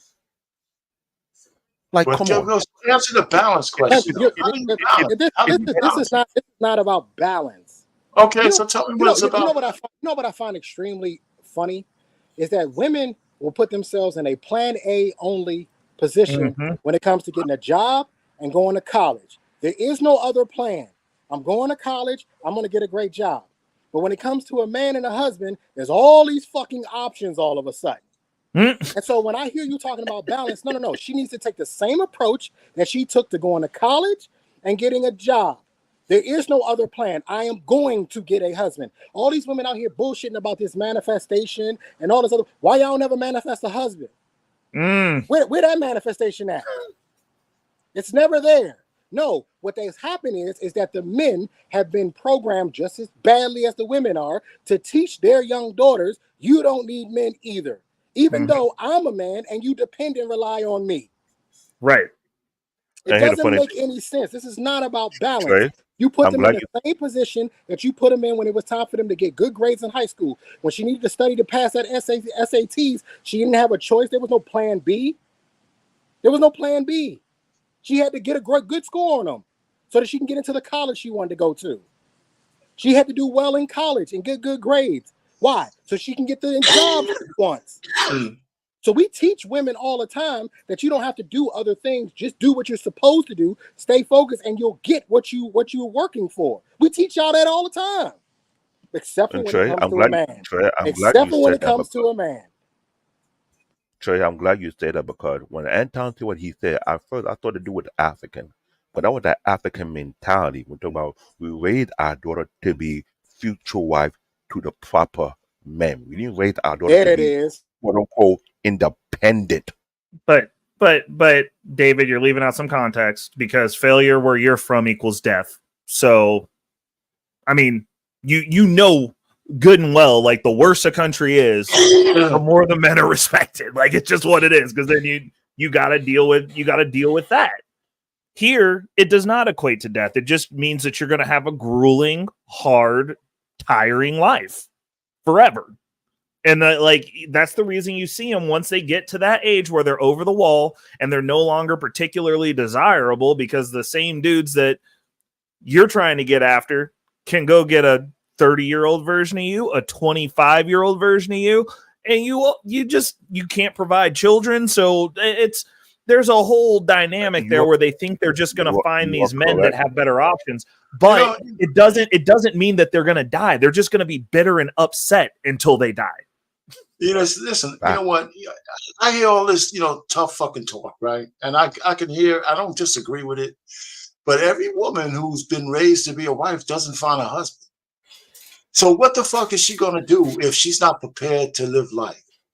I mean, so there's a fucking balance. I don't care where you put it at. There's still a balance that's required. You're trying to get that bullshit point across. Wait a minute. Listen, I have an opinion. You have an opinion. The only reason why you have that point is because you have two daughters. And your view is always slanted because you have two daughters. I have a daughter. You're not the only one. And I'm telling you, if that's your approach, you're just like all the other men out here that are fucking their fucking kids up. And whether you want to agree with it or not is irrelevant. And I'm telling you as a man, it doesn't make it right, though. Trey, just because you're saying it doesn't make it right. It's fathers like you that fuck them up. You haven't even got to the point yet where you have to prove your fucking theory, though. You haven't got to the point where your theories have to be realized. So you can talk all the shit you want to talk right now. You got a 5-year-old daughter. Yeah, I guarantee you, I won't be talking no bullshit balance like you are. I won't be talking that fucking I don't think it's bullshit. Okay, so our pain. This is the thing, though. When you have other people groupings that get together that both have careers that are both high level, right?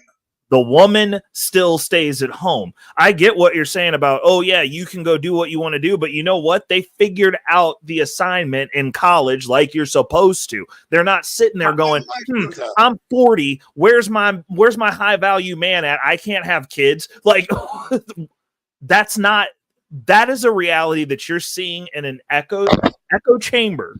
Right. Because I agree. Because other cultures aren't doing that. You might see single baby mamas at 40 going, I want a relationship. I've got kids I don't want to have anymore. But they also get the same bad result. Right. The only thing out there for you after you get over that wall is dick and bubble gum. Right. These white girls and these Asian girls go to college and they say ring before spring. Yep. The plan is already in place. They're planning. Yep. It's already in place. They say ring before spring. For those who don't know what ring before spring means, it means that they need to be married before they graduate college. And there are videos on TikTok right now of the camera going around to the women who are sitting at their college graduation and they holding up their left hand with their ring on there. So why are we teaching black women to do the same thing? And on top of that, a lot of African ethnic groups have highly educated black women who are getting married off quicker than black women. So you cannot say that is not possible. Yeah, listen, nobody, you know what? It's great to have shit the way you want it to be, but the reality is, most women, black, white, indifferent, are not getting married in college. We want them Keyword, to. They're keyword, not. black, They're not. keyword is No, black. most women are not getting married in fucking college. So stop. We want them to, and we have generations that made them not do that. Did you tell your daughters to get married in college? No, I didn't. I didn't. Then we I don't. didn't tell them Then, not then, to. then don't say we want them to, because I you didn't didn't tell them. do it. I'm done with building women. I'm done with building the chick. I'm done with saving women. I'm done with Captain Save-A-Ho. Let's stop saving women. You got to look at women for who they are right now, not for what they could be, for right now. And women, they will see the potential in us and wait for that to grow. But it's not the same with women. Some women cannot grow. Some women are who they are. They didn't have that love in their life. They didn't have that father in their life to teach them how to be, what to look for, that love that they missing. Some women, it's just not it. I'm not settling for women that's not ready. I'm not trying to let a woman grow into the woman that they need to become. Fuck no. Either you are or you aren't. Either you is or you isn't. Let's not waste time, bro. You need a woman that's ready. A woman should be a wife now. No. You don't grow into becoming a wife. She already has to have that instilled in her. We wasting time on women trying to help them grow, and yeah, maybe one day she'll become this and she'll start cooking and cleaning, or she'll start rubbing my back and being affectionate, or she'll start fucking me better. Get up out of there, son. Get up out of there, bro. Get up out of there, twin. Get up out of there, twin. You know what I'm saying? For the record, the median age. So what I want what that said. The median age of women getting married in the USA is 28.6. Just so y'all know. You know, here's the one point that I would concede, and I wish would have happened the way Trey is saying. I just do. It just didn't. So, you know, maybe is that casualty of war? I don't know. Maybe, maybe not. But the point really is that was I concentrating on them being white, or was their mother? You know, I thought they had enough evidence of our household that they could see some of the stuff. But, you know, it is what it's going to be. So I hope the best for them, because I damn sure told them early on that life without a husband and later on in life is going to be brutal, whether they can see it or not. And I've said that shit more. I said it so much they didn't even want to hear me talk about, you know? So not anymore. So they can make after a while, they're going to have to lay in their bed, lay in their own bed. Now, my oldest daughter is more enamored to having boyfriends and stuff and dating and shit like that. So there might be still some hope for her. So anyhow, but listen, let me ask you one more thing, Grace. We have another video, but and I like this video that this guy just showed up. Because, you know, I hate when BMU puts up a goddamn video that reinforces Trey's point and shit. You know, but you know what I'm saying.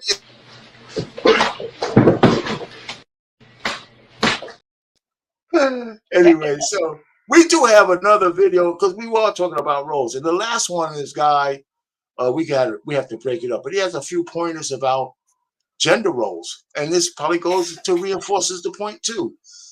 So we're gonna have to break it up into like 3-minute periods, but I don't know if you want to see that video now, and you just want to keep talking about it. I mean, let's watch the video. Let's run the tape. It's a good video. Yeah, that's a decent video. So let's look at the first part of that. To get into a healthy marriage that you enjoy is to first become a godly man in your season of singleness, and then to marry a godly woman who's already godly before you marry her. If you marry a modern woman who's swallowed all of the cultural lies and rejected biblical truth, then you can guarantee you're going to have a miserable marriage. Therefore, here are 7 red flags that you should not ignore if you're a traditional Christian man and you want to find a godly wife. Number 1, if she rejects the clear commands in the Bible about a woman not leading in the family and in the church. To be very clear, the Bible does not say that it's wrong for a woman to lead in contexts outside of the church and the family. So maybe she can lead a company. It's not wrong for her to be the CEO or to be an elected government official and to be a manager over men in the secular workplace. However, the Bible does specifically say a woman should not lead in the church or in the family. When a woman believes to be equal with her husband, she must have the same role as her her husband, this is a red flag. The Bible says she is equal with her husband and of equal value in the church, but her role is different. Fathers and husbands are different than wives and mothers. And if this woman doesn't understand that, and she feels like you should all be exactly the same, then avoid her, because you will not have a successful marriage with her. Number two, if she's offended by the word submit as it's properly used in Scripture. I'm not pointing this out to say, make submission a huge issue. Are you willing to submit, woman? I'm not saying that, but I am saying this is a watershed moment or a watershed topic that instantly lets you know where a woman stands theologically and in her spiritual maturity. And make sure you notice that I said the word submit as it's properly used in the Bible, because we could do a whole nother video about how men misuse this word submit when it refers to wives. So yes, in the Bible, the word is used for wives to submit to their husbands. And in that very same passage in Ephesians 5, it says that husbands are to die for their wives. So which word is more offensive to you or to the general public?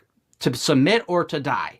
So those are both words could be offensive if we take them out of context. But when we use these words in their proper context, they are beautiful. And they show a beautiful union that expresses the love between Christ and his church. Additionally, a man is never told to make a woman submit. A husband is never told anything directly about a wife submitting to him. Anytime that command is given, it's given to the wife to submit to her husband. It's a command says, wives, submit to your husbands. That means it's her choice. It cannot be forced. That is unbiblical. Men are not called to make women submit. It has to be their choice. And to the Christian men I'm talking to, if she doesn't want to make that choice, when you're trying to make the choice to love and sacrifice as you're called to do, then don't get involved with her. Because you will try to love her, but she will not respect you. And for a relationship to be biblical and healthy, as it says in Ephesians 5:33, there needs to be an emphasis of love and respect. The husband emphasizing love and the wife emphasizing respect, which doesn't mean that husbands don't love and respect and wives don't love and respect. All right, yes. So, yeah, we'll wait for the next two parts. I mean, the next part. So, what do you guys think? Yeah, Grace, go ahead. On point. I mean, it's very biblical. And you know, people nowadays are going to throw that Bible out the window. That's not the world we live in. That's not da-da-da-da-da-da. But that's what worked back then. That's what worked. And we got off track of what was working, and now look at the results. So let's go back to what was working. Maybe it wasn't working 100%, but it was better than the position that we're in right now. You see what I'm saying? So I also think at the same time, because of the world that we live in, it's okay to customize your marriage to the couple, as long as you keep God into it. As long as God's hands is into it, that's all that matters. A lot of these marriages don't even involve God. And I can tell you right now, that's one of the mishaps. Yeah, my husband and I got married in a church and it was beautiful. But we never really interjected with God in our marriage. And that was the beginning of the end of our downfall. You see what I'm saying? Yes, I do. I like the fact that he didn't take sides in interpreting the word. So, like I said, I always keep one foot in the secular world. So, but there's a lot of flexibility in the words as long as you understand what they're saying, and that gives room for the negotiation you're talking about, as long as you don't overstep the bounds of the words in the Bible. And but you got to be kind of understanding what you're reading. But who wants to go first? I'll pick on that. I'll pick on that because I'm glad he broke it down the way he broke it down, because I'll be real honest here. Too many black women in church don't want to hear that. I've worked in church. I've served in church. When it comes to that type of topic, oh, they don't want to hear it. They'll glance over it and say, I don't understand. Oh, I think we talked about it. I'm not feeling it. It's crystal clear in that scripture. The problem with most black women, either they're too dumbfounded, or too ignorant, or too dumb to understand it. I'm just being brutally honest. I could care less. I hurt anybody's feelings. I've seen that bullshit for far too long. When we want to sit down and talk about that particular topic, they will look left, they'll look right, they will give you some kind of stupid argument. But what did the scripture just said? Who did the scripture address in first concerning marriage? The man or the woman? 9 out of 10, they don't want to look at it. But if you go by Ephesians chapter 5, verse 22-33, let's go to 1 Peter chapter 3, verse 1 and 7, which also reinforce Ephesians chapter 5, verse 22-33. But then again, most women don't want to hear that. So this is why I give me the undercut. Okay. Trey, what you got? The book of Trey Taylor, chapter 1, verse 1 says that it sounds good, brother. It sounds real good. And I don't disagree with him because he's got the scripture to back him, right? So there's nothing to disagree with. However, what he's essentially saying is that he's essentially dooming men to a life without women. Because if you're sitting there and waiting for her to submit in a world that's telling her every day not to submit, well, what are we doing then? If you're saying that she's got to come to the table and she's already have to have submission in her heart because that's what God commanded her to do, well, I'll wait. And I'll have more gray hairs and I'll be balder than what I am while I wait for this particular woman to show up. Because she ain't coming. Because a lot of the women, even these so-called Christians, are controlled by said secular world. And what they see when they scroll up and down their Instagram every day, which is telling them, you don't need men, don't submit to a man, don't put yourself in a position where you could be asked out. Anissa claims to be a godly woman, and she said in the chat earlier that the fathers taught them that way to be that way so they don't end up like Cassie. This is the way they think. Oh, God. This is the way they think. Yeah. This is how they think. So he's right. He's right. Based on what the word said, based on what Ephesians said, but I don't know how applicable it is to today's world. Got it. Go ahead, Ray. What you got? Get a passport. Don't date Western women. It's that simple. Like, I mean, honestly, like it's sure there might be some you might stumble across one, and you know what, lock it down. But realistically, at all the age levels, if you're in the West, specifically America, like it's over. It's over. America's already lost this war. They just haven't been we haven't been invaded yet. This is already a lost cause.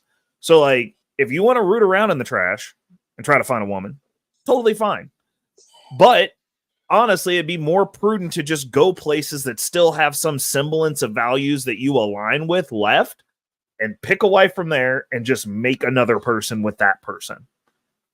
I don't see what the big deal is. Like, y'all, we're trying to change, and y'all are trying to turn back some shit that people have spent over 3 decades putting themselves in positions where they don't have money to influence your children and your children's children and those children, your great grandkids.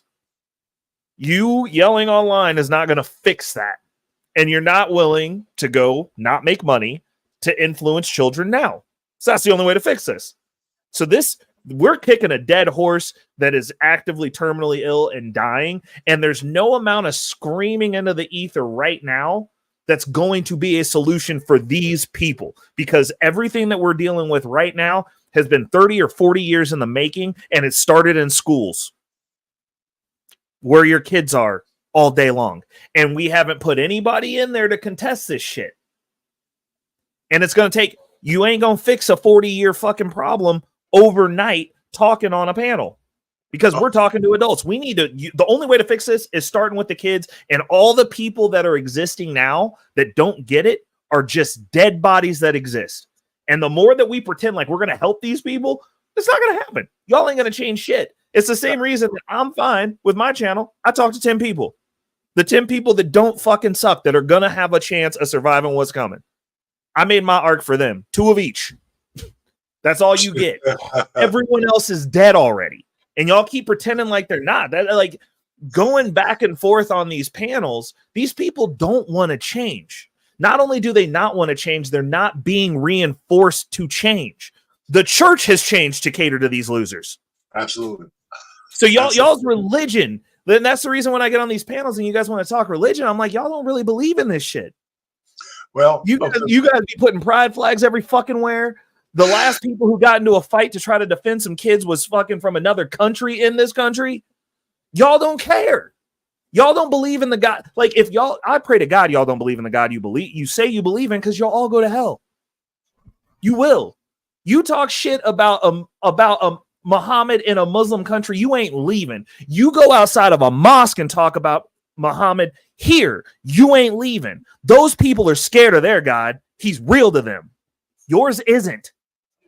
And you can tell by the way this fucking society runs and the way that people talk shit about your religion all the time, and you don't do shit because you don't believe what those words say, beyond being able to get up here and morally feel good about quoting scripture to other people and telling them that they're heathens when you're letting your God be disrespected regularly. Okay, so Ray, I hear you, and you're right. But unfortunately and fortunately, we got part 2 of this one coming up. Oh, so, Jesus Christ, not more. So can we play the second part to this? Because he got a couple of more steps I'd like him to go through. They make sense, but you're right.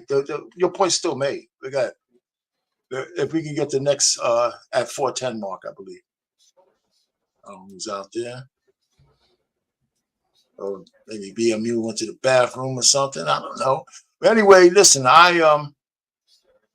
it's a 4:11 mark. Whenever you get there, whoever's running that thing in the back. So, I don't love and respect, but there needs to be an emphasis there because that's how God has wired our hearts. Number 3, if she views her career and her career goals just like a worldly man does. Again, to be clear, it's not sinful for a woman to value her career. For example, when you read about the Proverbs 31 woman, it's very clear that she was entrepreneurial. She did value working and producing an income. So that's not wrong for a woman to have some goals there. However, when you read about a Proverbs 31 woman, it's clear that her family was her main focus. And the problem nowadays is that women have been sold the lie that just like a worldly man, the most important thing to you should be your career. It's going to bring you the most joy. It's going to be the most important thing in your life. And the women who end up swallowing this lie get older and realize that was a mistake. That wasn't true. They're not happy because their career doesn't satisfy them like a healthy family unit would have satisfied them. So as a man, you should not be prioritizing your career over your family and relationships either. But as a man, you have the responsibility of being the provider. Therefore, you will have a different relationship towards your work than a Christian woman should have towards her work. And so it's going to look differently. All that to say, if a woman has been fed this lie and believe this lie that a career is the most important thing to her, then I would avoid her because she's not going to be ready to fulfill her role as a wife and a mother. You don't need a woman trying to do your job as the provider. You need a woman who can do those things you can't do, like be a wife and be a mother. Number 4, if she believes abortion is good. Now maybe you're like, what does abortion have to do with this topic? I agree it's wrong, but this is a video about red flags about... Yeah, I didn't want to go down that path. Because, so listen, because I wanted to stay with the general, so I didn't want to talk about that. So on this, the one about her putting her job before her being a mother and stuff. I mean, Trey, you alluded to it, and that was one of the big pushbacks the football player had, because he made a convention speech and he said exactly that. If you know, this is the greatest thing you could do is raise your children.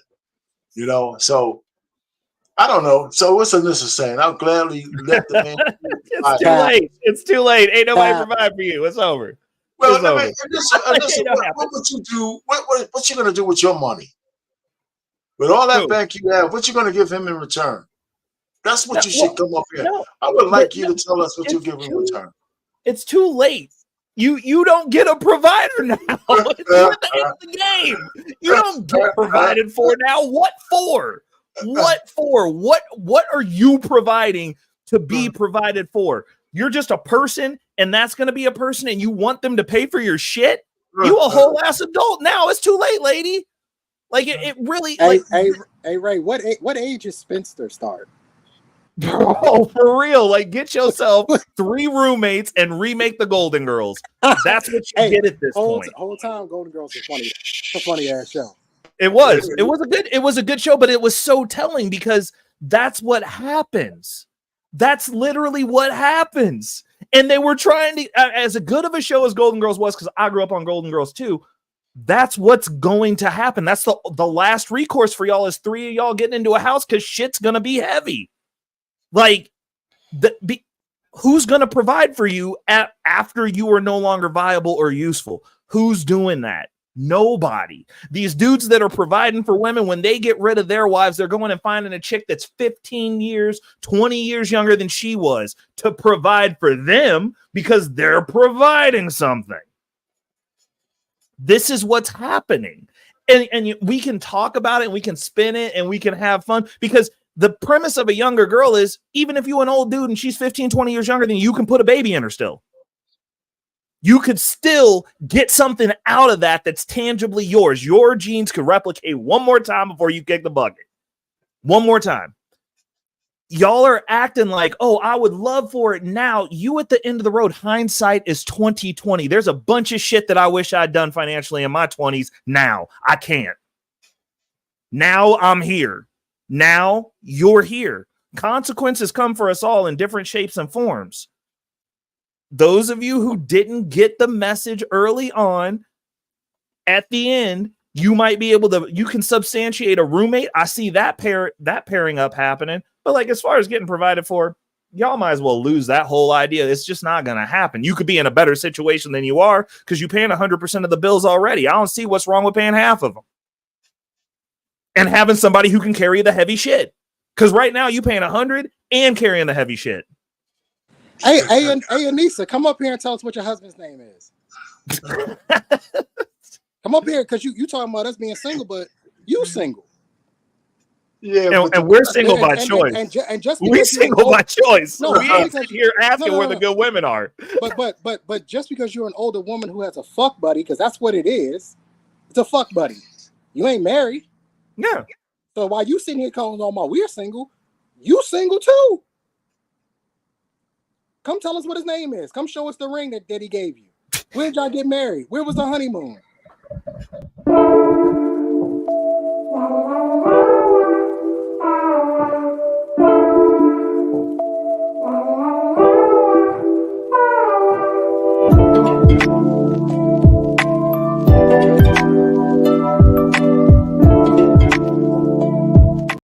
See, now she can get provided for. So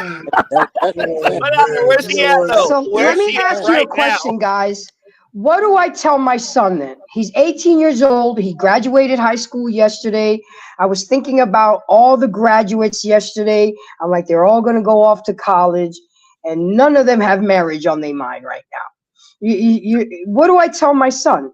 Trey, you tell him keep his head down and build his castle. That's what you tell him.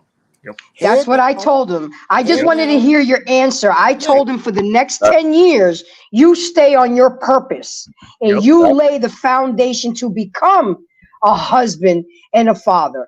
I'm not saying don't have your fun. I want you to be like Baskin Robbins and try all 32 flavors. Just don't make no goddamn baby. Facts. Don't make me a godmother right now. Give me 10 years. Now it's my turn. I got to get my groove back. You know, give me 10 years. Mm-hmm. And then when I turn 60 and you'll be 28, which is a good age, we'll both hit that milestone together. You got my drink, my two-step.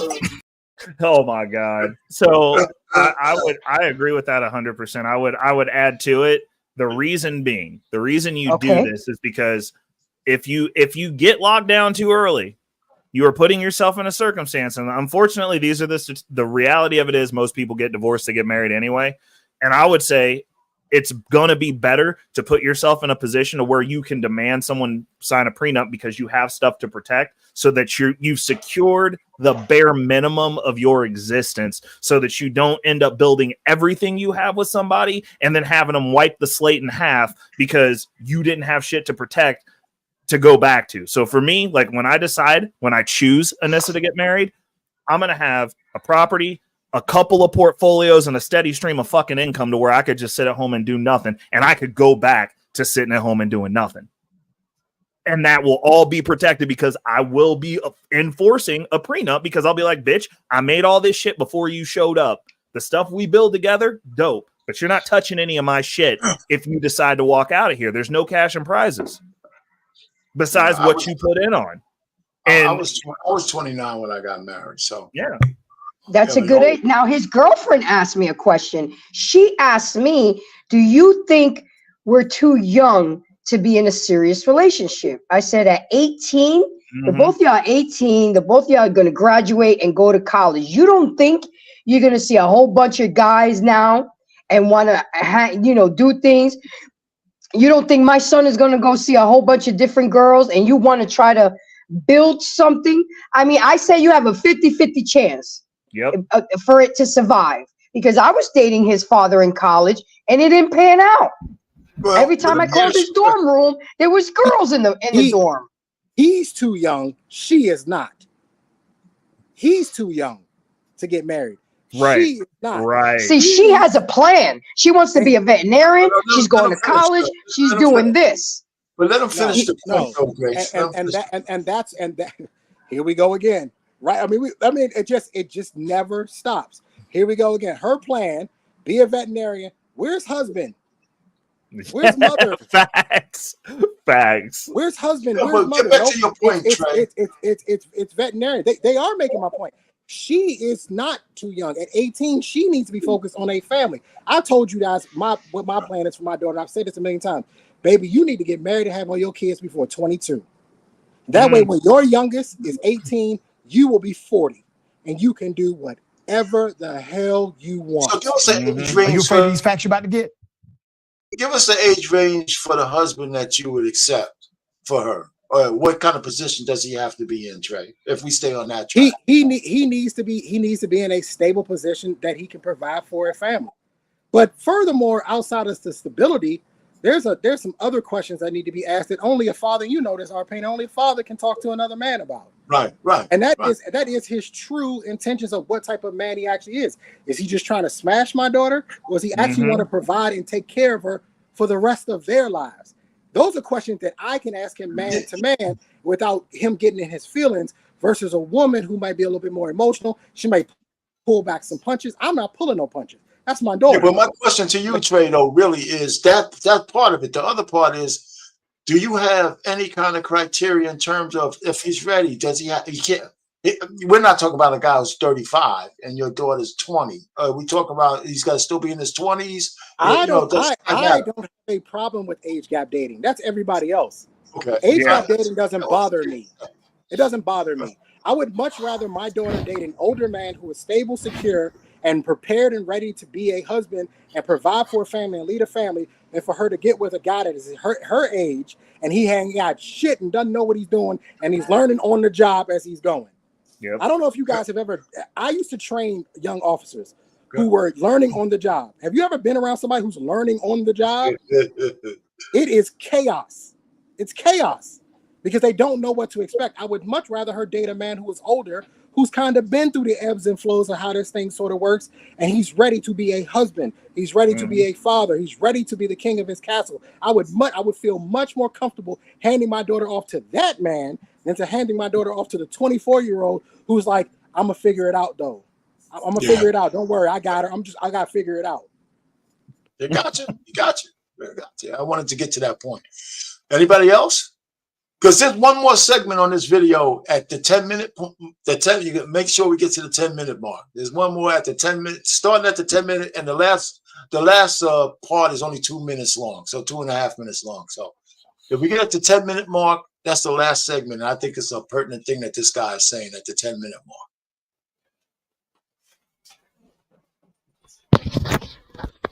I don't know. I mean, it's, whoever has the she control. disdains traditional women who value motherhood and being a wife. You can learn a lot about a woman by how she treats other women and other types of women.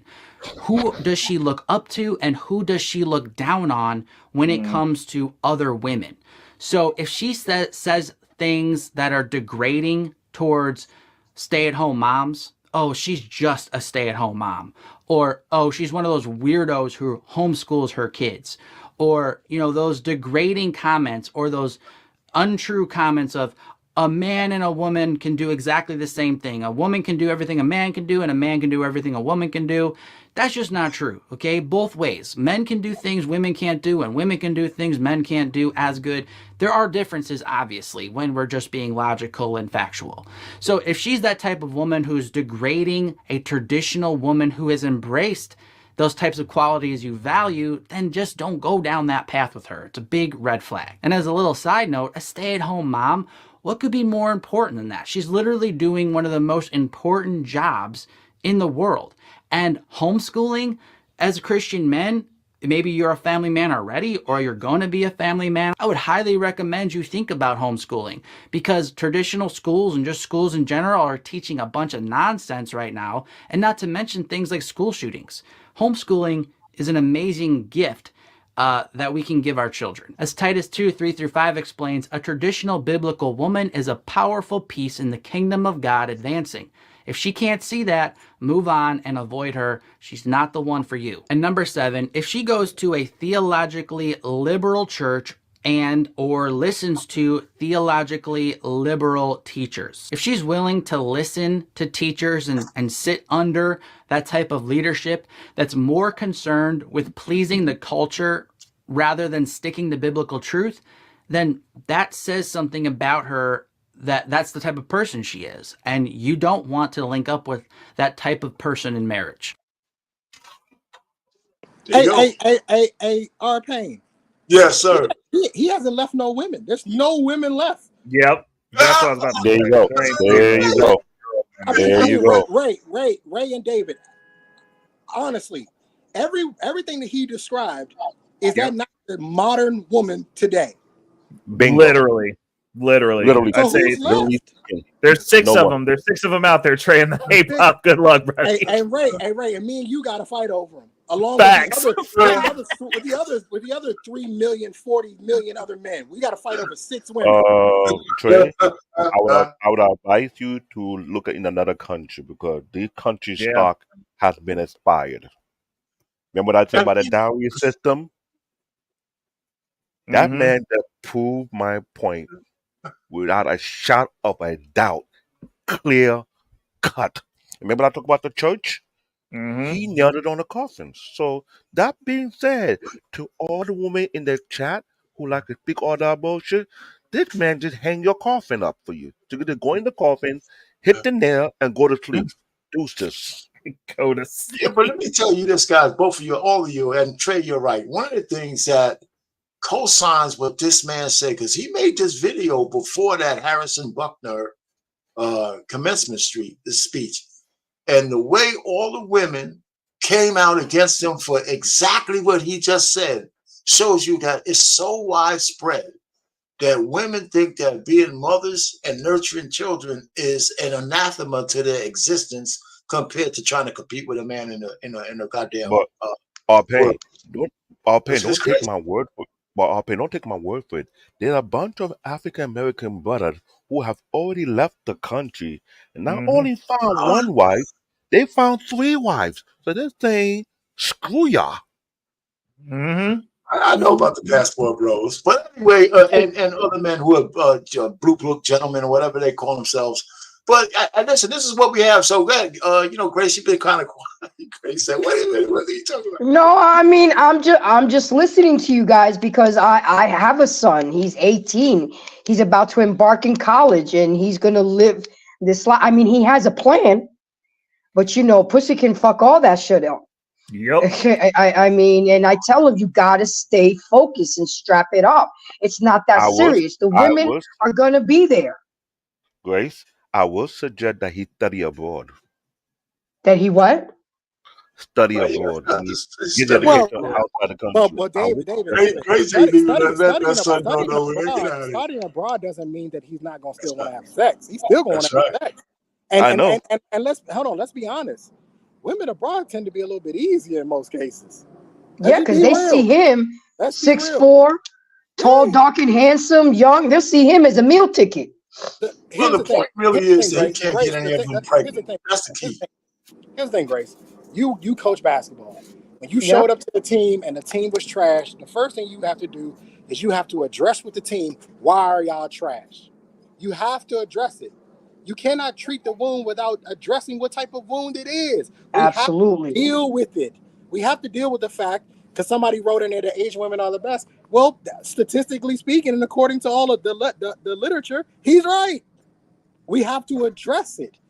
And so the only way that things get better is we address it, and then we go from there. So I think the best thing you tell your son is, listen, I'm going to tell you, this is what you can expect from Asian women. It's what you can expect from Latin women. It's what you can expect from Indian women. It's what you can expect from Black women.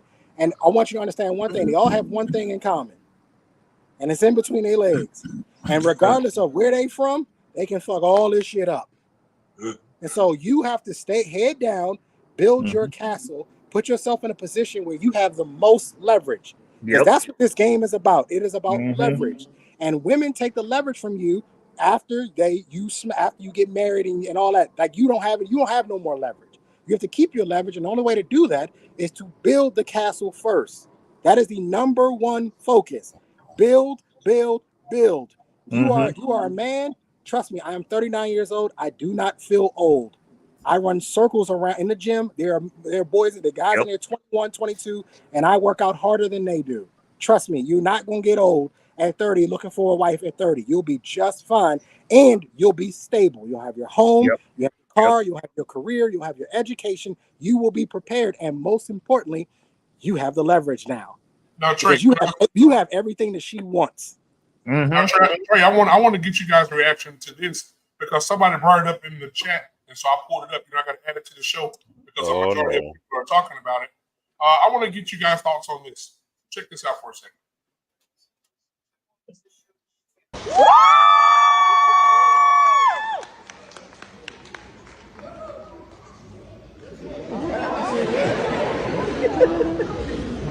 I want to be pregnant.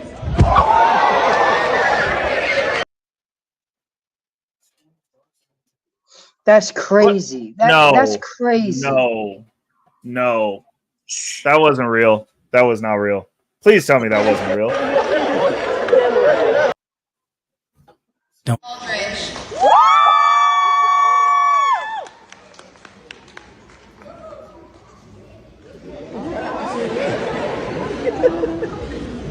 I want to be pregnant. Hey, Black man, do me a favor. With single mom. Black, do me a favor. Play it one more time. I want y'all to pay attention right after she hands the paper. She looks over to the side. She's looking at somebody. Hey, play the video. Oh, she thinks she got prompted? Don't.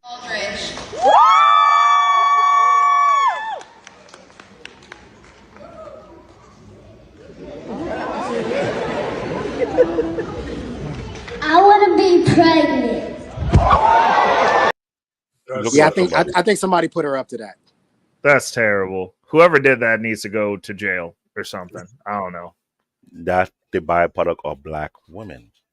So, to Lady D, who have been long expired and have combined into battery power idiot, keyword toy, you better shut the fuck up. That's what they always say, but it's also we're the ones that y'all complained about leaving because we winning. She called me a white girl. I'm like, look at your profile picture. You look more white than me. I don't get it. I don't get it. Know your history about Dominicans. And Then here you. the problem. Here the problem. Yeah, y'all just black people who speak Spanish. Thank you. Go. Hey, read the super chat here. We got a super chat for Cassie, $5. I said partner because it doesn't matter what the name of the relationship dynamic is labeled.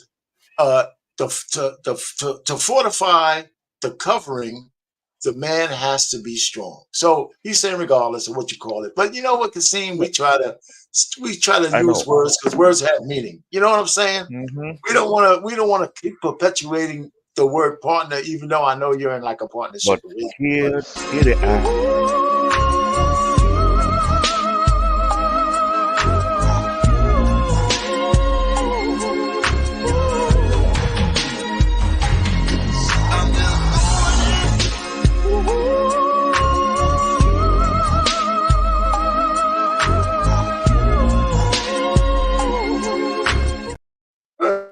That's how they get you when you accept partnership right there.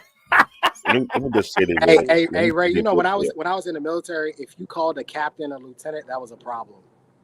And if you called a major a captain, that was a problem. If you called a general a colonel, that was a problem because they wanted to be addressed by the proper label. The proper label is not partner. I'm not your partner. Either I'm your significant other, your boyfriend, your fiance, your husband, or whatever the proper label is. But partner implies that you and I are on the same level somehow, in which we are not. But Trey, well, I want to say real quick, Black David, before because I'm trying not to come on the panel and attack people because I want you guys to have a great show. But I do want to say this. Tell me why. This is a question for everybody on the panel. Mm-hmm. Tell me why women today who are maybe single, maybe must be old, like their 30s, late 30s, 40s, 50s, 60s, whatever. Why do they talk down on traditional values, the things that work? Why do they talk down on it if they're single and don't have a man? Because women can't admit when they're wrong. And as these experiments are unfolding, they're not taking accountability for the results either. It's, the men are the problem. Agreed. Who raised them? Oh, well, why are you eschewing the blame on us as though we're supposed to go find men in the streets and be like, come here, you little weak, effeminate, dysgenic fuck. Let me fix you, even though I didn't make your ass. And you grew up with this one woman who made you the way that you are and then released you into the world to be all women's problem. But it's our fault. That's why. We're seeing the end of an experiment because like all these people are becoming adults and now we're getting what we're getting culture-wise. And the women are still going, well, the men, and it's like there's 10 of us left. There's 10 of us left. You made the rest of them. We can't fix that. Y'all got to make some more kids. Hand over your kids to the nearest stable man you can see, then give up custody to that dude. How about that? That's a solution. And then maybe a generation or two down the road, you'll have some more men to pick from. Because the ones you're picking from now, you made them. You made those men. But they say that it's the men's fault because y'all are the ones making single babies, women single mothers. Give up custody. That was an option. Well, my rebuttal to that is you have 34 forms of contraceptives. A man only has 3.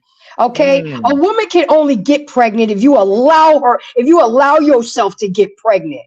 Okay, I would never forget what Takey, and shout out to my queen Takey, when she said those 10 seconds right before penetration. Do you put a condom on? What do you do? Mm-hmm. You see what I'm saying? And most men are not gonna, if you don't teach them, like I've been talking to my son every day. Strap it on. I know it's gonna feel good. I know it feels better. I get it. But 5 minutes of passion can cause you 18 years of heartache. It's not worth it. Don't use a female's condom. They like to put pinholes in them. Don't flush your shit when you're done. Or put it in your pocket. Don't leave it in the way. These are shit that I teach him. Because I tell him, I'm a woman. I know we ain't shit. I know we're very manipulative and and I let him know straight up, don't get caught up. But we don't teach our boys that. Yeah. We don't. We don't teach our boys that. I'll be damned if I'm gonna be a grandmother to a hood rat. I know everybody gonna get it. I'm gonna go to the house. You're gonna see me walking the fish. The dog gonna be driving the car. She gonna be everybody, and I'm gonna get my grandbabies, and I'm out because you're not finna mess up my grandbabies. I'm not. Embrace the grace. Let me say this real quick as well. So I was looking up. I was watching Fox 12 News, guys. If you want to go to NBC 12news.com, the article name is let's go back to the top. Are one night stands affecting birth rates in families? They say here in the article that we need to readjust numbers and percentages when it comes to deadbeat dads, because a large percentage of those men don't even know that they're fathers. Now, it also says here in the article, there's an online term known today called sperm jacking. Right? If you guys want to Google that, so you won't think I'm lying to you, it's called online. It's known as sperm jacking, meaning women will casually meet with men on one night stands. Most of the men will use condoms, and the women will, after the men who have left or fallen asleep after the one night stand, sperm jacking is them taking the condom and inserting the sperm inside of them and becoming pregnant. Bruh. Yeah, Drake had a great way of handling that problem. Yeah, put the hot sauce. Well, no. What you got to do is, and it's kind of nasty, but you just turn that motherfucker inside out and then shove your hand down into the trash in the kitchen. You got to take it to a different room where there's nasty. Flush that shit in the toilet. Just flush it. I have a better way, but it's explicit, and I don't want his channel to get Right. I'll say this as well. It's the last thing, and I'm gonna stop here. It's not affecting just the 9 to 5 women. It's also affecting professional women. It says a Chicago doctor sued a female doctor he was having a one night stand with, claiming she collected his sperm after oral sex. What? Wait, after what? After oral sex, and used it to get pregnant. The court put it, his sperm was considered a gift. Listen, I'm reading it as it's on the article here. It says I'm stealing that. Hey, bro, these chicks about to get some gifts out. Wait. You're saying the court deemed his sperm a gift? Yes, the court later ruled. The court later ruled in the woman's favor and ordered the man to pay child support because the court considered his sperm to be considered a gift. Where was this at? This was in. Go back up to the top. Hold on a second. Chicago. No, bro, that place is hell. Don't even go to Chicago. I'm gonna tell my son that bullshit tonight. They need martial law in Chicago. Facts. They need Batman. They need something. Chicago's terrible. Well, you know what, black man. This is another thing to tell you. Well, Trey, before you say that, because I want to make your blood pressure go a little higher. It says the judge told the male doctor, because they both are doctors. He told the male doctor whether the kid was born by fraud, essentially, or not. The child still needs support, and you will provide support for the child. God. Yeah, this takes protect your seed to a whole nother level, bro. Yeah. He said, yo, if she get it in her mouth, bro, you gotta choke her till she spit it all out. Just like with that line, you gotta dig in there and dig it all out, bro. Smear it on the floor. You gotta protect yourself, bro. Embrace the grace. We consider my offer. Let him study abroad. Yeah. Let him. He might want to go abroad, bro. Like that place that's terrible. He's suing to his girlfriend right now. Then tell him to take his girlfriend with him to abroad and study over there. Yeah, they got to go somewhere outside this country, bro. So basically, guys, if you're getting hit, the best thing to do when she come in her mouth, you punch her in the chest.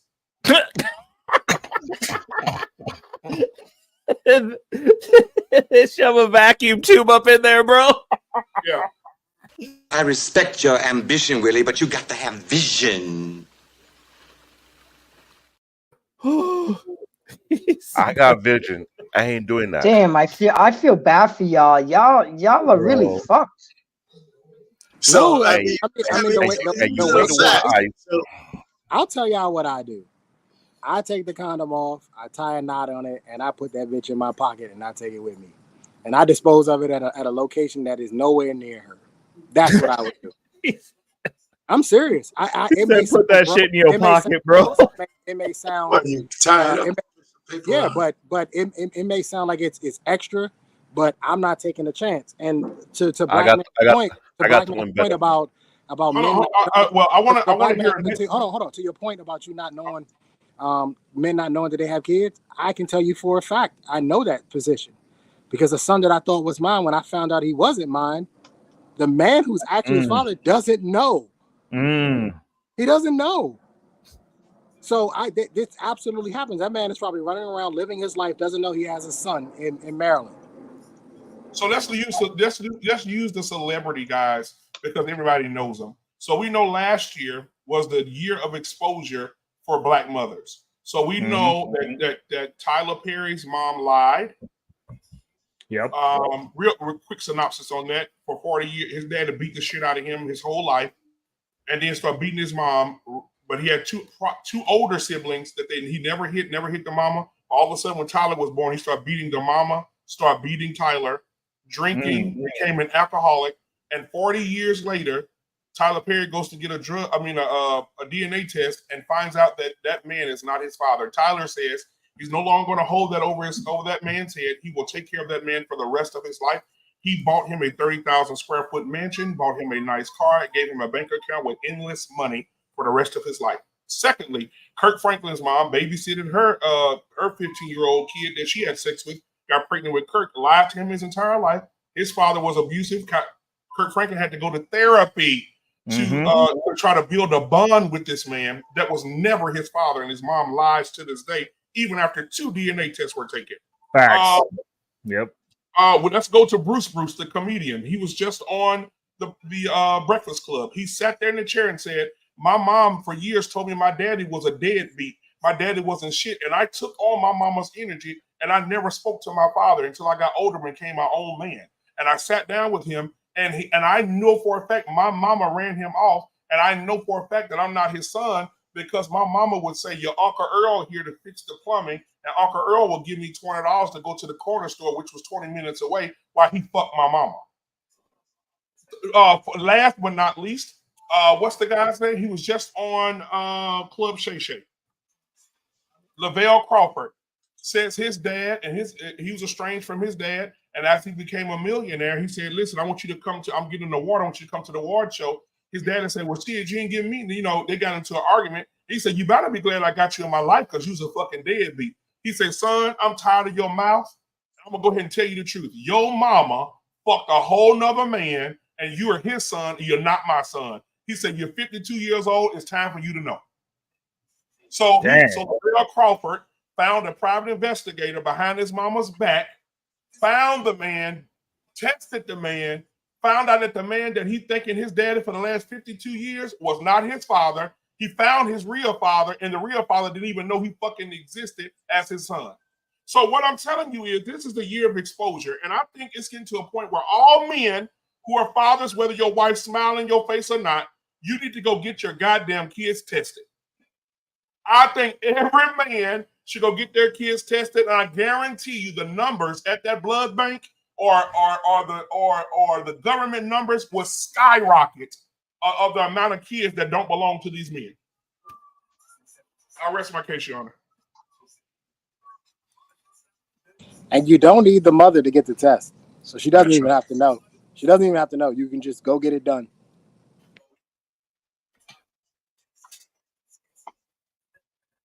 Yeah, and they should make paternity tests mandatory before a man signs a birth certificate. In New Jersey, I believe that's the case. Yeah. So don't sign shit till we know that's your baby. Yeah, Y'all got real quiet. I would love to hear what y'all think about how these women are being, for years, men are being called deadbeat dads, and they don't even know they dad. Some of these women lay down with men in the backseat of a car. The man get a nut in 5 minutes. He never sees this woman again. She goes, get back on the plane, go back to the state she's from, and these kids never know who their fathers are. Yep. Like, what are we talking about? Well, you know, but that's not so far-fetched based on the quote-unquote, I guess we're reduced to mating patterns, right? And when I mean mating, I'm talking about the most primitive base thing that mammals do with each other is mate. And since nobody wants marriage, or no, very few people want marriage, a lot, a lot of relationships are bullshit. People are just mating like we're animals in the field. Yeah, but Mr. Payne, we have reasoning skills. We should know better. The difference between animals and humans is that we have inductive and deductive reasoning skills. But let me. Animals don't. But Grace, listen to me. What I'm saying is, I know we're not animals like the lower forms. We're the apex predators. We are still subject to the laws of nature. In the absence of culture, in the absence of societal norms, in the absence of environmental ways that we deal with each other, whether it's a social construct or nothing, we're just fucking.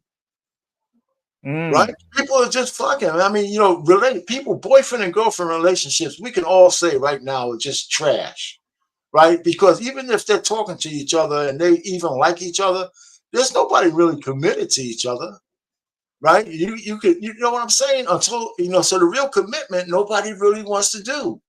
And they don't really want to believe it for whatever reason, because they have good reasons.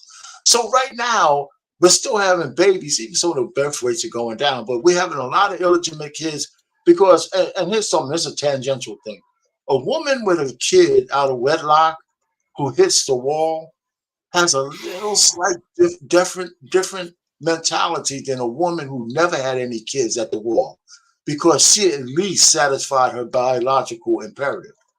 And so she's a little bit more arrogant because she has the kid already. She has some legacy.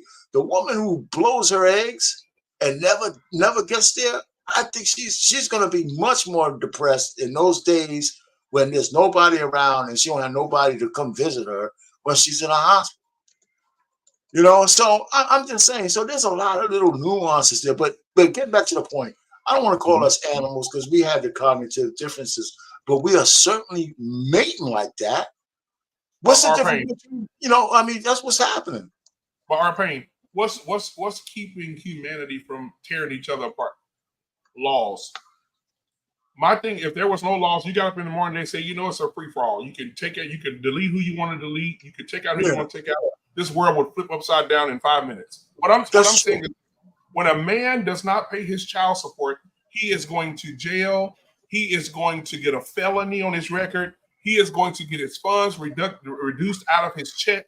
But I'm gonna tell you one that blew my mind. My barber does mobile cuts on Sundays. He came to my home yesterday and cut my hair. He said, bro, I had to park my mobile. I said, what happened to your mobile van? He got a nice Mercedes mobile van called Tuxedo Cuts, bro. Beautiful thing he did for mobile service. He said, bro, I don't know what I'm gonna do. I can't go back to the shop. He said, if I get found out, it's gonna be trouble. I said, what happened? He said, man, I got a few payments behind on my child support. He said the state has revoked my renewance of my barber license. Yep. He said I can't get my barber license renewed. He said I can't get my license renewed or my registration on my car. So that means I'm driving illegally, I'm cutting illegally for child support. How the fuck can you get child support from the man if the man can't make a living? Facts. Are you fucking kidding? Nope. Bro, I'm gonna get pissed off. I'm gonna stop talking about it. Y'all go ahead. Dude, that's the way it's set up though. Like that's what I'm saying. Like none of the stuff we do in this country, and that's the reason when I tell people when they talk about, oh, why do you have the opinions you have? I'm like, look at what's going on around us. What about any of the things that we have in place are pro-family, pro-citizen? Pro-citizen, because that's not something that's specifically done to black people. They do that to men, period. Everything in this system that we've made with the laws that we enforce, the laws that are enforced by men, are now somehow pivoted and jilted to punish men for the society that we made. And you wonder why. Well, unfortunately, a lot of those laws are, you know, there's a lot of men still governing those laws and they're acquiescing to them, maybe for economic reasons, like in the state court.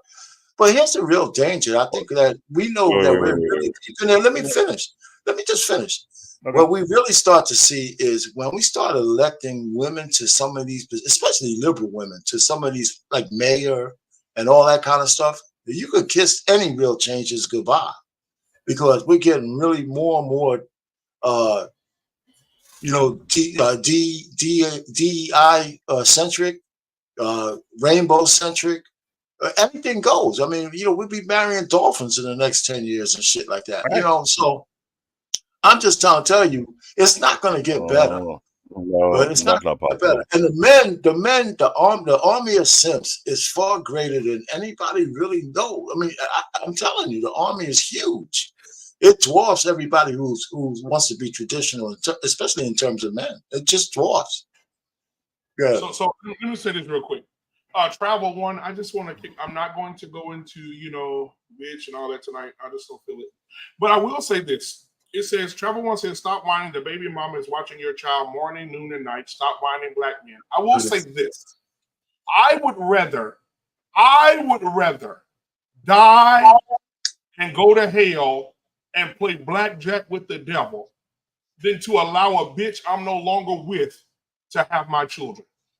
If me and my wife divorced today, there is an understanding that I don't give a fuck if I gotta sell a penis in a Volkswagen in Amsterdam. She will not get my children. My children will always be with me. And she understands if that happens, if we decide to not be with each other, it will be fucking World War III, annihilation, or whatever you want to call it. If you even wink that you think you're going to take my kids from me. They will always be under me. I will always take care of them, and I would never ask you for a fucking dime. And I think all men need to have that. I think right now they're in states, Louisiana, Texas. I don't know about all the other states, but you can go pick. It's a civil matter. All you got to do is go pick your kids up and never take them back. And when the police come, they're going to say this is a civil matter. Y'all got to take this up in court. Go get your fucking babies and don't take them back. They also made a law, I don't know which state, but the Plan B pill has to be with a prescription now. Yep. It's no longer going to be over the counter. So they're making it even harder now. And watch, other states are going to take heed to that. But here what's really going on. Travel one. I will say this. I've been married for 14 years. I have 6 beautiful children, and I am still married. I understand that you're at home right now with a vibrator with low batteries, and you couldn't find one with a lithium battery. I want you to do is take that vibrator that has a low battery. I want you to put some Crisco oil in your kitchen where you can't afford Crisco. Get some great value Crisco oil from Walmart, the vegetable oil kind. I want you to dip it inside of a mason jar, and I want you to shove the middle part of the battery that's left. I want you to shove that up in your ass, and then I want you to run full speed and jump on a broomstick and hope it hit your fucking heart where to trigger your mind to know that you're going to die alone. Buy a German Shepherd, bitch.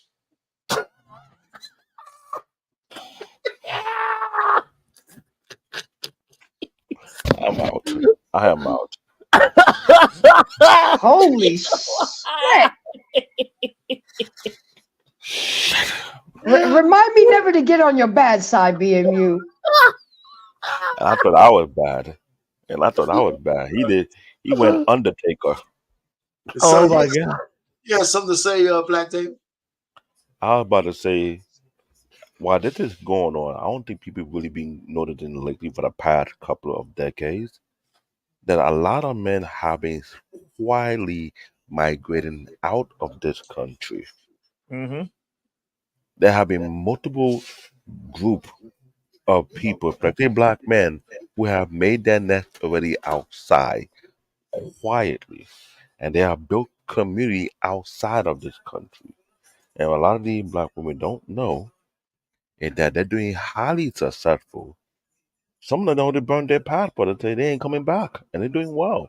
So all this shenanigans you are doing, you're just proving a point, because when you don't have a strong army to defend your freedom, who will defend you? Mm-hmm. So that being said, You can keep up with the shenanigans. I could care less. I already made my plan what I'm going to do in the next 10 years. And I'm But you hoping that married. when I make, don't be You married, surprised what right? happens. It'll be a whole different story. I'll explain to you in the back when the time comes. But when I'm saying this, I'm not playing games. I'm not. I know what's going on in the pipeline way ahead of time. And I've been working my ass. That's why I haven't taken vacation over 25 years. Because I'm not achieving that particular goal. I ain't got time for the BS. If you want to play All this right. game with today's society, I could care less because right now, what's going on outside these four walls of this country, people are being delusional about it. When the value of the dollar drop, record rate know this what's going on. He know what's going on. Dude, they just had 30 more countries. 30 more countries just joined BRICS, bro. It's over. Like I said, this it's over. Like most of y'all are already on the wrong side of this shit, and you are just going to be poor, destitute slaves forever. Like I personally don't give a shit. I'm happy for you. I'm gonna laugh. I think it's great because there have to be losers to make me feel better. So, but with that said, like the consistent inability to pick your heads up out of the sand, remove them from your asses, and look at what's actually going on, it's going to get at you. And I'm like, we can talk about this however we want. Only 6% of black people, period, make over $100,000 or more, period. And out of that, black wealth, the median is 44,000. Y'all are poor even when you make money. You're gonna be enslaved forever. It's never y'all never left slavery. Congratulations. Like and it's going to get worse. And record play, I know you've seen it. The African immigrant family is making way more than the African American family. 100%. 100%. So we're gonna go ahead and wrap up for tonight. We got thank you guys, everybody that came out for another episode of At the Black Men Unfiltered Network. Tonight, the name of the show was a collab, which I believe this show should be a show. However, Embrace the Pain is a good name for the show. Embrace the pain. It was an amazing show tonight, guys. You did a wonderful job. We're gonna let our host have the final words for tonight. Embrace has to go because she has to go make that bread, get that bag tonight. We love you, sis, and thank you for you guys for having this show. Again, y'all need to consider having this because you got an old married man and a woman that's young enough to get married again having a conversation. So, so why you have to throw the word old in there? You know what I'm saying? Oh, I'm sorry. No, I'm only joking. Listen, let me go first, Grace. I'll let you have the floor. Absolutely. No, so listen, I appreciate it. This was fun. I mean, obviously we got to do this again. It doesn't have to take place of our regular shows.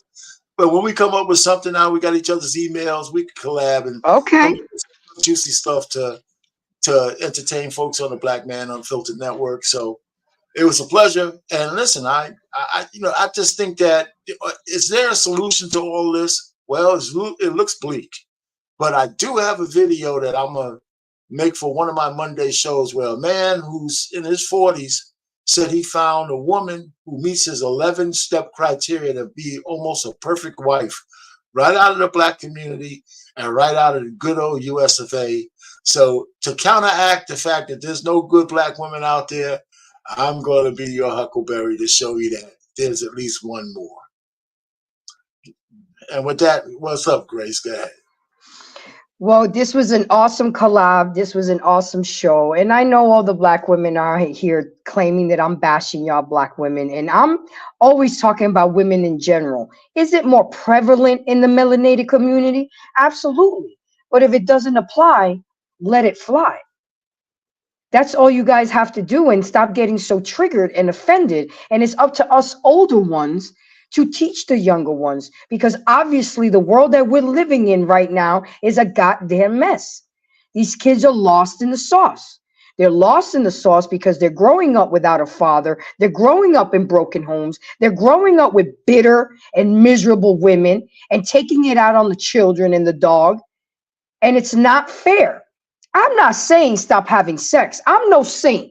I'm not perfect, and I haven't done everything perfect, but I've tried to rectify everything in my life and make it right. Are you? Are you learning so you can do better? so you can be better and you could be a better version of yourself? Or you just in this chat talking shit and not trying to be a better person and teach the next person? I mean, I'm just saying. We were just talking about what is gender roles. It worked back then. Maybe not 100%, but it sure is better than what's going on now. I have a son, and I want him to pick a good choice. So with that being said, guys, don't forget to check us out tomorrow on 9:30 p.m. on Black Men's Unfiltered, Flipping Tables with co-host BMU. And Lit, Wednesday night, you already know, JT What We Know podcast. And Friday night is the barbershop. Saturday night is Alexis. And Sunday night is grooming and reviews. And Mr. Bennett, we got something going on for you guys cooking in this kitchen 7 days a week. So come check us out. Don't forget to support the network. And don't forget to support all its content creators. And go to each show and press the like button. Share, subscribe, donate. We want to grow, and we want to grow so we can spread our message and talk more shit and teach people. So with that being said, BMU, thank you, Black David and BMU, for being awesome engineers and making this show run smooth. I love you guys. Thank you for embracing me. And Mr. Payne, I loved it. And absolutely, it would be an honor for me to collaborate with you again, either on your channel, my channel. It's all good. Peace out, guys. All right. Before we get out, as you've seen in the beginning, we did a tribute to the people who were lost in the military for today's holiday. So we wanted to reflect that in the beginning of the show, and we also here at Black Men Unfiltered Network want to also do it at the end of the show for the people that didn't get a chance to see it and who may have lost a family member. For Memorial Day, I did do something for you guys. If you didn't see it at the beginning, you will see it right after this. And again, thank you guys for being here. Thank you, host, for hosting a great show tonight. And you guys have a great show, and stay afterwards so you can see the memorial. And we'll see you guys tomorrow. All right.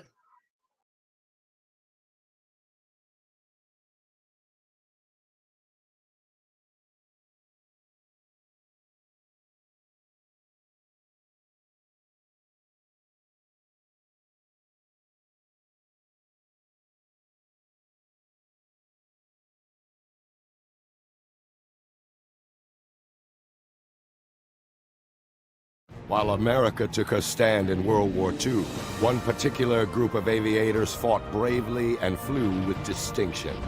They were known as the Tuskegee Airmen, and they were the first African-American pilots to fly in the history of the United States military. To stand out among their allies and enemies alike, they painted the tails of their P-51 Mustangs bright red, and from that point on, they would become known as the Red Tails.